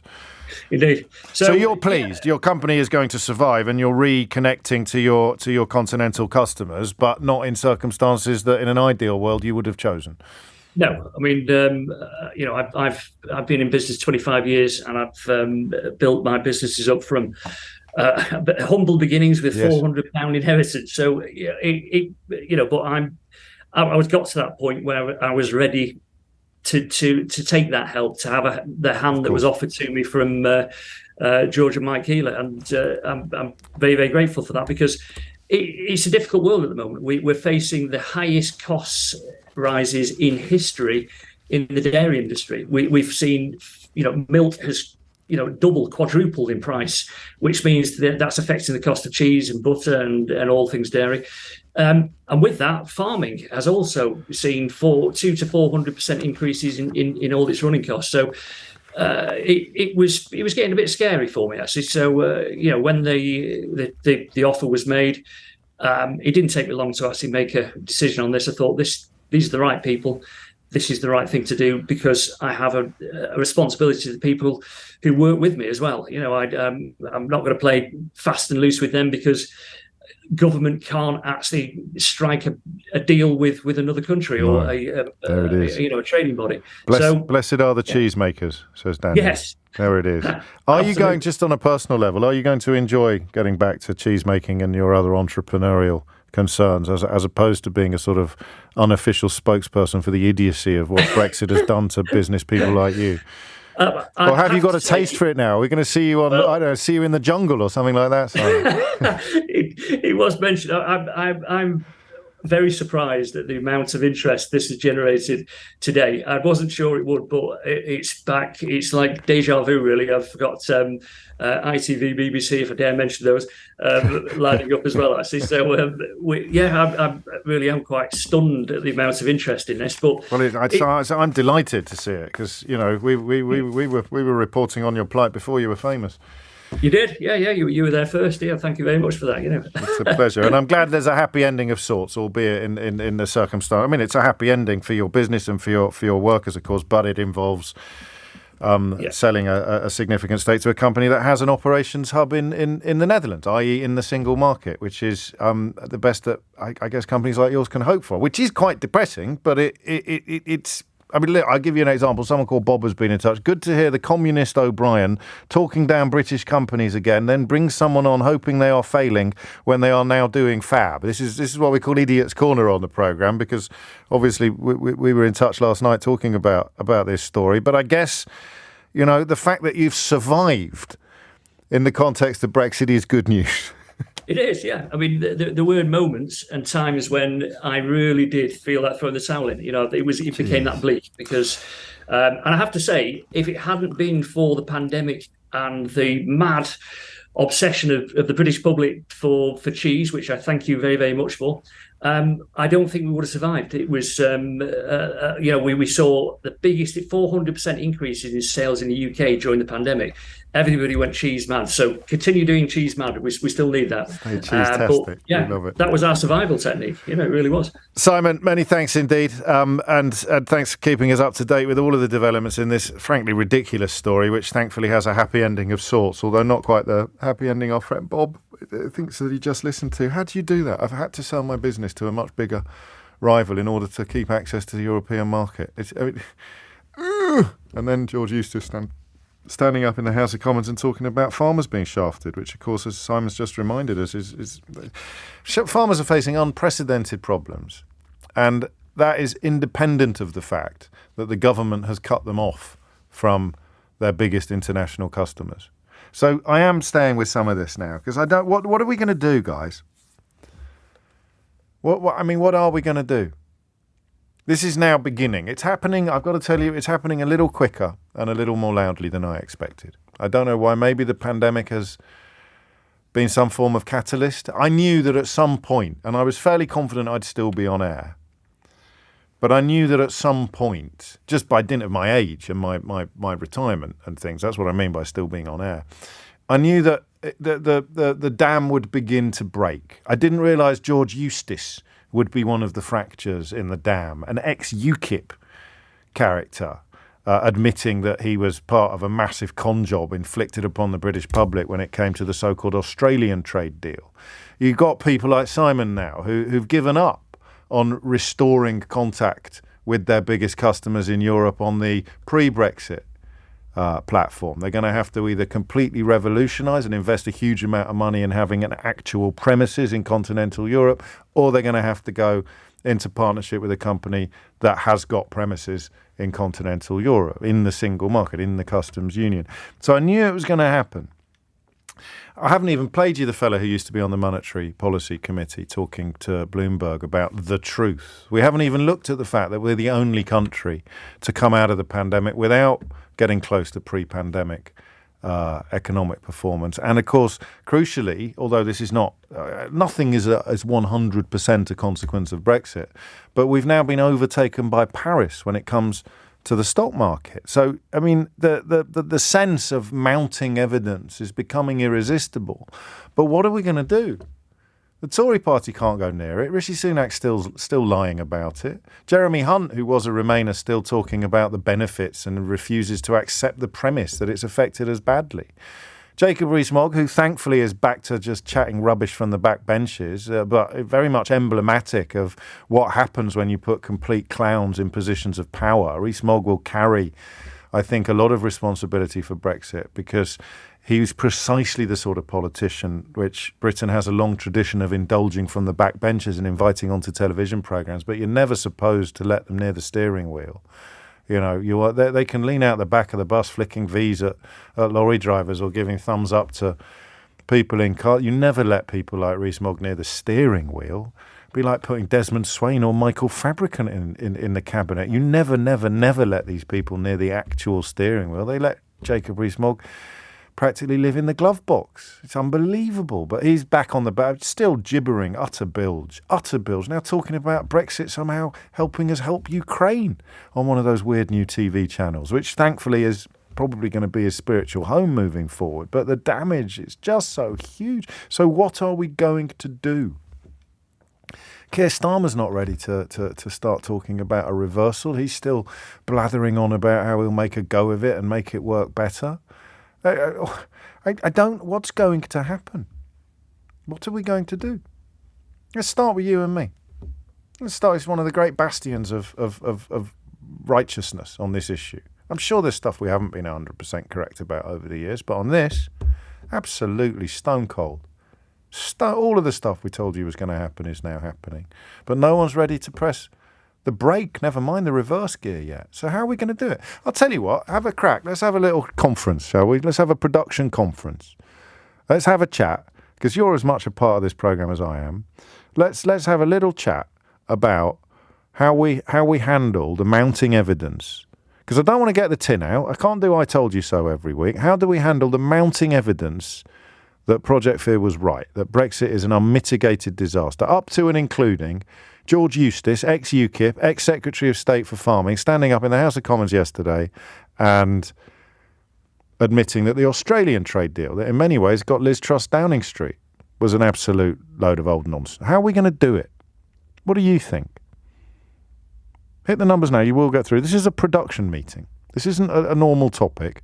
This is a conversation about how we, on this programme, during the time we spend together, are going to cover the mounting evidence of Brexit's idiocy without being too smug about it. We're obviously allowed a little bit of smugness, without letting it become an uninterrupted exercise in I told you so's, but also continuing to commit to the principle that brought us to here, which is finding out the truth and sharing it. So as a valued member of the production team, how do you think we should do it? 0345 6060 973, particularly when it comes to the pressure we should or shouldn't be putting on politicians. It's 12:19. 23 minutes after 12. Strange show today. I absolutely called the opening introduction wrong, trying to be all balanced and fair to Rishi Sunak and his wife over the fact that he's speaking very sternly to Russia while she's still taking money out of a company doing business there. And then the conversation about idiot and liar. And I mean, an awful lot of votes for both. But George Eustice, he's breathtaking. A lot of you are commenting on not quite being able to believe that he can stand up in the House of Commons, almost expecting a biscuit for telling the truth about a trade deal that everybody knew was rubbish, but he was trumpeting as being a great thing for Britain only last year. And Liz Truss, remember her? It's crazy. But this is and we're continuing with the strange theme of the programme today with a production meeting. Do you know we've never had a production meeting in all the years? Have you ever been to a production? I think I've never had a production meeting. All the years I've been there, you can probably tell. Just make it up as we go along. I was quite pleased with that glare clip earlier, for example. I'd get talked out of that at a production meeting. That sort of nonsense and mischief. But we're having a production meeting today. How are we going to do it? How is this bastion of Ramona rectitude going to cover the growing evidence proof? It's not evident. The growing proof that we were right all along. Up to and including George flipping Eustice standing up in the House of Commons and telling the truth about the Australia trade deal that shafted farmers. Matthew's in Wilson. Matthew, what would you like to say? Hi, James. How are you? All right? Yeah, great. Thanks. What's on your mind? Good. So on my mind, I mean, there's a couple of things. I think, first of all, I am part of the Labour Party. So I think at the grassroots level, this is being discussed about. Is it? And I think whilst what we hear from Keir Starmer is that we're not going to be rejoining the EU, there is, I mean, the analysis to me... I don't think we can, to be clear, actually. No, just to put this out there quite early, it would be a huge... deal and a very long drawn-out process. So that's actually an academically redundant point rather than just a politically tricky one. I think the gravity is pointing towards a single market and the customs union, and it's like taking a cold bath, expecting to warm up because you're taking a cold bath. It's just all the facts point towards that direction, and I mean the cognitive dissonance, the hypocrisy is just amazing to see, and there are no facts anymore, and it's all based on still we won narrative, and it's just getting very, very staid and boring, and frankly we need to move on from this. I mean, one of the things that I'm doing quite actively is putting pressure and basically pestering the local councillors, the MPs, not just in my area, but I've started actually writing to MPs in other areas saying, I will not, especially Tory MPs, we will not be voting for you anymore if this continues. And I think one of the things is actually pestering MPs and showing that people are writing in with this as a major concern. Obviously, there are rallies happening, and I know that a lot of those don't change things, but they need to see that the tide is shifting, and the only way that can happen is through communications, through protest, through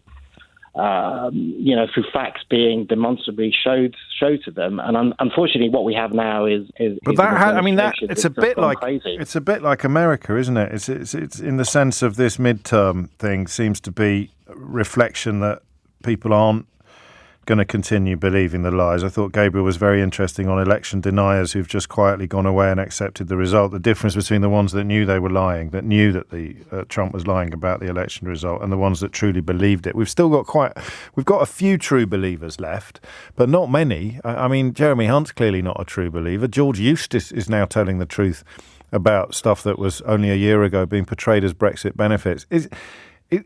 But aren't we witnessing the end of an era? Aren't they just holding on to power, knowing that in 2 years' time the game is up? And yeah, unfortunately, we will probably have to suffer another 2 years of nonsense, gibberish, and pretending to act on the stage when they know. But what happens next then? Because there's a case. Well, what happens next is it's a gradual transformation. As Brexit isn't a one big bang, because it was more of a tire being deflated, let's be honest, and we kind of saw that. It wasn't just going to be suddenly, there was going to be 5 million people unemployed and suddenly we couldn't trade with the EU. That was not the scenario. but it's been a disaster on all measures. So, yes, it has. Every single level, every single measure. It's quite incredible. I don't think even the sort of most rampant Remainer would have predicted it of being quite as, but maybe they would have done. I don't know. They did such a bad job of making the case, and in fact, warning about all the bad stuff that was going to happen undermined the case for remaining in many ways, because it allowed it to be typified as Project Fear. I don't know if you remember. Thank you, Matthew. The phone lines are open, but this is quite important. I don't know if you remember the warnings about what might happen to the stock market, what might happen to the UK stock market if we were to leave. Boris Johnson, of course, said that the City of London's fundamentals are unchanged after Brexit. And then yesterday we learnt that London had lost its position as the most valuable stock market in Europe. It's been overtaken by Paris. What's particularly interesting about this, to people who care about it, this is a great example of a story. This is not all about Brexit, but it is something that people said would happen, and it has now happened. What's particularly interesting about this is that I think the London stock market was £1.5 trillion bigger than Paris before the referendum result came in. Have I got that figure right? £1.5 trillion? Well done, everybody. So how do you cover stuff like this? I don't know. I'm going to have some sort of amnesty soon. Not yet, not today, but soon. I have to have some sort of amnesty, because the real advice we need is from people who want now to start the process of healing and repairing, but it is going to, for some people, it's going to involve acknowledging your contribution to this disaster. And I've been your sort of sworn enemy for a while now. I've been your voodoo doll under your pillow into which you stick pins at night. But we're going to have to pull together eventually. So what's the best way for you? How do we move together to repair some of the damage you were encouraged to do by people like George Eustice and Jacob Rees-Mogg and Rishi Sunak and Nadine Dorries and Digby Pudding-Jones? Amelia Cox is here now with the headlines. It is 26 minutes to 1. How many times have I got the time wrong today? As I suggested a moment ago, it's been a very strange show. I don't think it's been an absolute... What did you call it? A plane crash of a show? That's a bit rude, Stuart. Honestly. I think sometimes you forget how much confidence you need as a presenter to go freestyle. You know, to step off the rail. You can't step off the rails, can you? But to go free... Right, let's stick with free... To go freestyle. To kind of just, tear up the rule book and do the show right here. To reject all of the presumptions and parameters of radio broadcasting and just to make it up as you go along. Playing out a clip of a glare, for example, you don't get that on the BBC. You wouldn't get that on the the grown up. I mean the mainstream media. It's not as easy as it looks sometimes doing this stuff. This is an interesting one. I don't know that I've nailed the question to the floor yet on this one, but how do we do it? Here's a good example. Here's a perfect example, actually. Quite a few of you, actually. Here's a good example from Rob. Why don't you cut up that interview you did with Rees-Mogg, and then every time he gave you an evasive answer or an insult or a backhanded compliment, play out a bit every time the obvious is revealed. That's a really good example of what I'm asking. How do we play this now that it's becoming almost impossible to pretend that Brexit has been anything other than an unmitigated disaster? Because I don't think that's a very good idea. I do urge you to go and look at that interview on YouTube and have a look at the comments underneath it from people who were convinced that Jacob Rees-Mogg got the better of me. There's so few interviews with me and Brexiters. There's basically that and Farage. That's also worth watching as well. There's people on that interview. He got dragged out of the room by his own PR. It was going so badly. But there's still some gammony contributors in the comments claiming that he'd got the better of me. But the Rees-Mogg one's fascinating. The man talked unmitigated bilge. And you can't tell someone, you can't, until it's proved to be bilge, the lies stand, don't they? But I don't think it would serve much purpose. Do you? To just go back over those old interviews and reveal that these people are idiots or liars or both? They have to do it themselves. Hey, maybe we've been unfair on George Eustice. No, I mean it. Because he has actually stood up and told the truth, finally, and we're giving him a kicking for being a liar, for when he didn't tell the truth. Jacob Rees-Mogg is still lying, or remains too stupid to understand what is... So that's why I find it really confusing. How do we play this? How do we deal with the con men when they begin to admit the con? Although, obviously, Eustice isn't admitting that Brexit itself was a massive con. Just the Australian trade deal, one of the biggest so-called benefits of Brexit, was a massive con. and he was part of the con. So how much credit do we give him for blowing the whistle on the con? I honestly don't know. I've got questions coming out my ears. 0345 60 60973 is the number that you need. Niall points out that Steve Allen manages to go freestyle every day. Yes, and Steve Allen is a broadcasting god, Niall, whose sandals I'm not fit to polish. So that's precisely the point that I make about going freestyle. Should we get back to the proper... Yes, 12:37 is the time. Anthony's in Bletchley Park. Anthony, how are we going to handle it? How do we deal with the increasingly incontrovertible evidence that Brexit is an almighty disaster, given how divisive and how febrile the issue has been over the last 6 or 7 years? Morning. Afternoon. Afternoon. In terms of freestyle, given the rain here, and Bucks probably will be freestyling soon. Information is power, and therefore the people who control information control power. And so the only way you can break that paradigm is to provide better information. If you take the example this morning of the Cheshire guy who described his plight so accurately, I think Vox Pops has got a huge amount to play in this. If we could clip up a whole bunch of people who are invited to come and say, tell us just how well Brexit has gone for you, you're going to end up with 50 to 100, if not more, people who are going to say, this is how my business has been destroyed. This is how my livelihood has gone down the tubes. And then you can invite people to say, you tell us how Brexit has gone splendidly for you. And if anybody actually puts on a clip that says, yeah, it's going absolutely magnificently, I suggest they're telling porkies. But, well, they are. But there'll be somebody there giving the kind of... I got a pay rise because there's such a shortage of staff now that they've had to pay me more to do the job. That counts. No, that counts. I get that. There will be a few people who would claim that. But can I just give you an example? Yes. Our local pubs had to shut, and it's had to shut because a government-sponsored project cut the roads off to the village, and so they couldn't get traffic to provide the web footfall down by food. I managed to get the issue onto BBC Three Counties Radio the next day, and within 24 hours, the said government company got in touch and said they wanted to discuss the whole issue and compensation. Now, it's because it got ventilated and because it went on the radio and because I emailed my MP and because I emailed BBC TV as well. Fair enough. Small action was taken with a very satisfying and disproportionate effect. Now, if interviews were clipped up and sent to MPs and said, listen, this is one of your constituents, his cheese factory's gone down the tube. Yeah, but who's going to do that?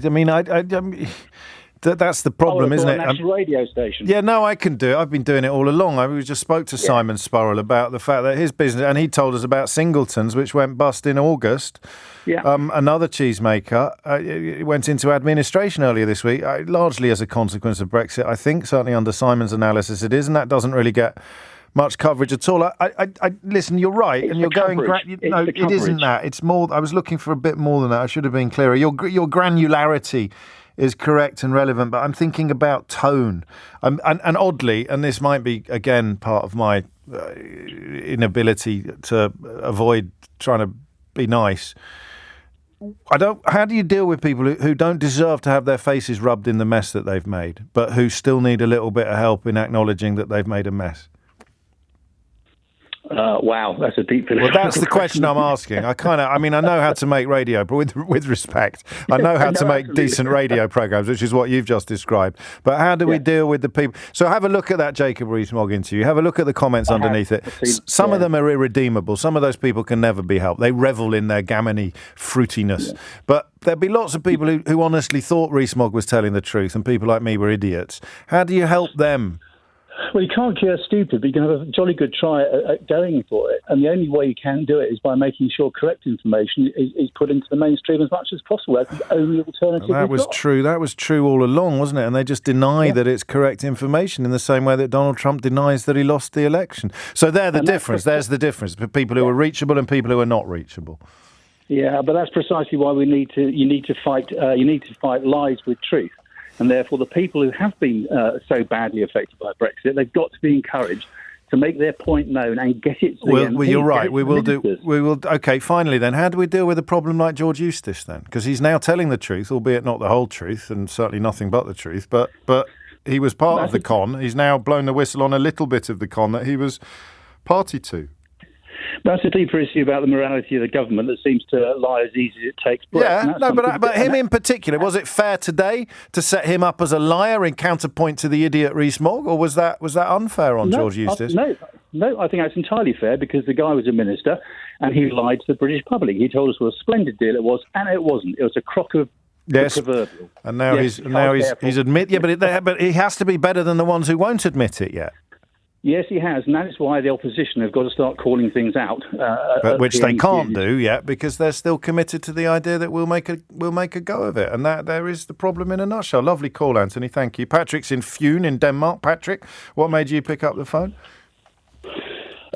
Actually, it was a public information advert by the Danish government, which your researcher has, maybe has already shown to you. Ah, is it the one featuring the sex toy? It is the one featuring the sex toy. Okay, let's not say sex toy again, all right? Okay. Shall I describe it for the benefit of the listener? What aren't we going to say again? Should I describe it? Or within reason. I don't know. What have you cleared with the producer? Nothing at all. Oh, God. All right, then. It's been one of those days. Keith, get your finger ready. For the dump button. Carry on. Okay. So basically, this appeared on LinkedIn, and it had the title at the top. It said, if you import electronics or anything else, you need to know the regulations. Yes. And at the bottom of it says, do you know the regulations? And then there was a picture, and the picture is a guy in a rubber suit sitting at a table with a toy in front of him. Yes. With smoke coming out of it. An adult toy. It's an adult toy. Adult toy. A battery-operated adult toy. Battery-operated adult toy with smoke emitting, yeah? Yeah. And then it says underneath, if you're importing, beware of overheating if you're importing from the electronics from the UK. Because the checks or the standards that would once have been required no longer apply. Exactly. Which Rees-Mogg thinks we've got too many still, doesn't he? He keeps we've got to get rid of all these regulations. Can never name any. But this is the fact that, in fact, you've reminded me of another story about the kite mark, as it were, the European standards that we used to be subscribing to. So we wouldn't have been able to make something here that didn't fit Danish rules because Danish rules were the same as our rules and manufacturing was the same as exporting. But now we're no longer subject to those rules. We can legally make something here that you wouldn't be able to legally sell in Denmark. Yes. In this case, a battery-operated adult toy. I don't know whether it was actually made there or imported into. I don't think it matters either way. No, it doesn't matter. If it's coming from here, it doesn't have to abide by the rules that it would have to abide by if it was being manufactured and sold in Denmark. No. And Keith tells me that these things are not supposed to smoke.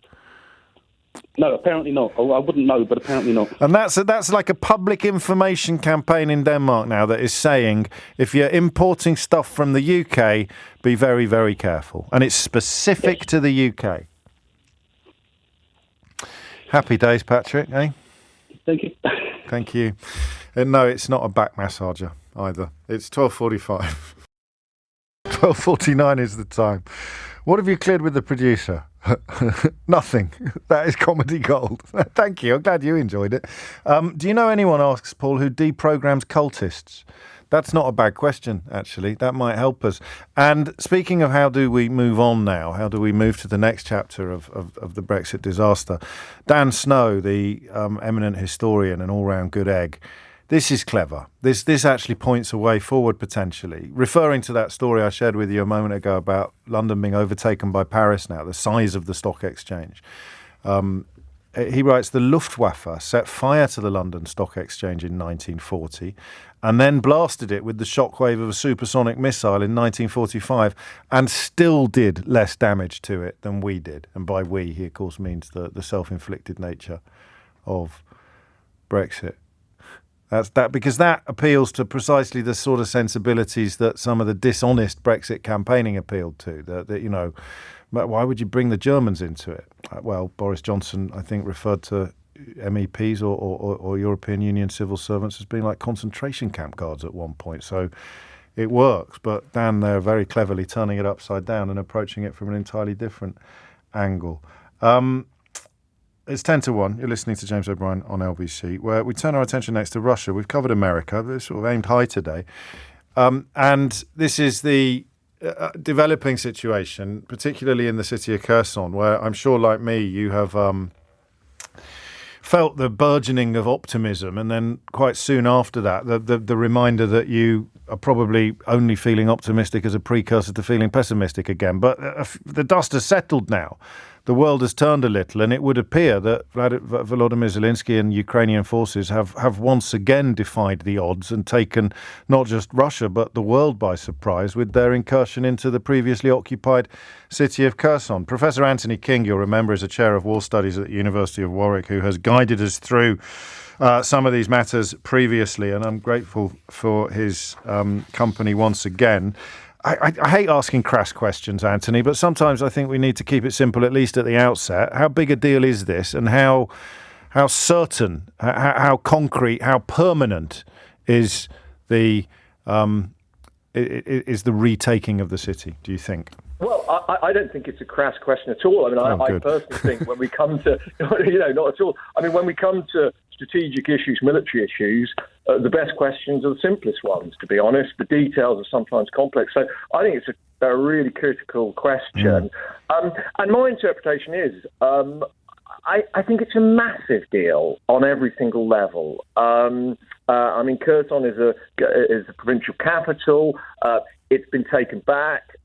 Putin 2 months ago declared it part of Russian territory. It's been taken back, but also, really interestingly, it's been taken back in a manner that I think, you pointed to your optimism, and I agree. I think there's some optimistic things. Two things. One, I thought it would be fought for quite intensely. Yeah. I thought that's what the Russians would prepare for. But clearly, there was a complete collapse of morale and logistics within the city, forcing Surovikin to withdraw his troops.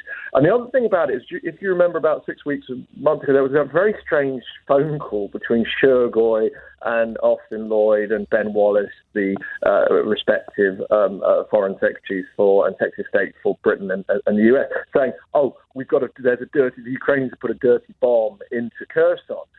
And that seemed to presage that they were going to use some nefarious chemical techniques to keep the Ukrainians out. Nothing's happened. It's not transpired. So the escalation that people have been worried about, and I've been worried about, hasn't happened. So what I suggest is a really significant moment. I mean, if you look at the war over the last 9 months, there's been key moments: failure in Kyiv, counterattack in Kherson and in around Kharkiv, and then this is a really huge moment. It's sort of a punctuating point of this phase of the counterattack. So it is huge. You're absolutely right. So for Zelensky to call it the beginning of the end of the war is I mean, he's not really been one for hyperbole, has he? Since it all started, and he's certainly, under this analysis, he's not leaning towards hyperbole now. No, I mean, now this is interesting because it depends, obviously we're now interpreting what he means. Now, does he mean it's the end of the war, like the Russians will be rolled up across Zaporizhia province and down into Crimea, and the Ukrainian forces will retake the whole of the Donbass? I think that's probably what he means, and therefore at this point it probably is a rather more rhetorical device. But the other interesting thing to note here is General Milley, the the chairman of the Joint Chiefs of Staff, who earlier on last week was saying about a potential negotiated settlement. I don't think the Zelensky regime is going to be, the Zelensky government and their forces are going to be remotely interested in that at this point. But it's not going to be, this is a decisive phase. There's still a lot of fighting to be done. And I think it's still going to be very difficult over the winter for the advance to continue at the pace that it has in September. So I think, in terms of the beginning and I don't know. I'm more sceptical, I've got to say, I'm afraid. I understand. I mean, and I'm interested in this as well. I think for amateurs watching, we kind of felt after the relative debacle of the initial moves upon Kiev and the failure to take it at all, never mind in the 2 or 3 days that the Russians expected. I think that some of us have been sort of waiting for the Russian resurgence.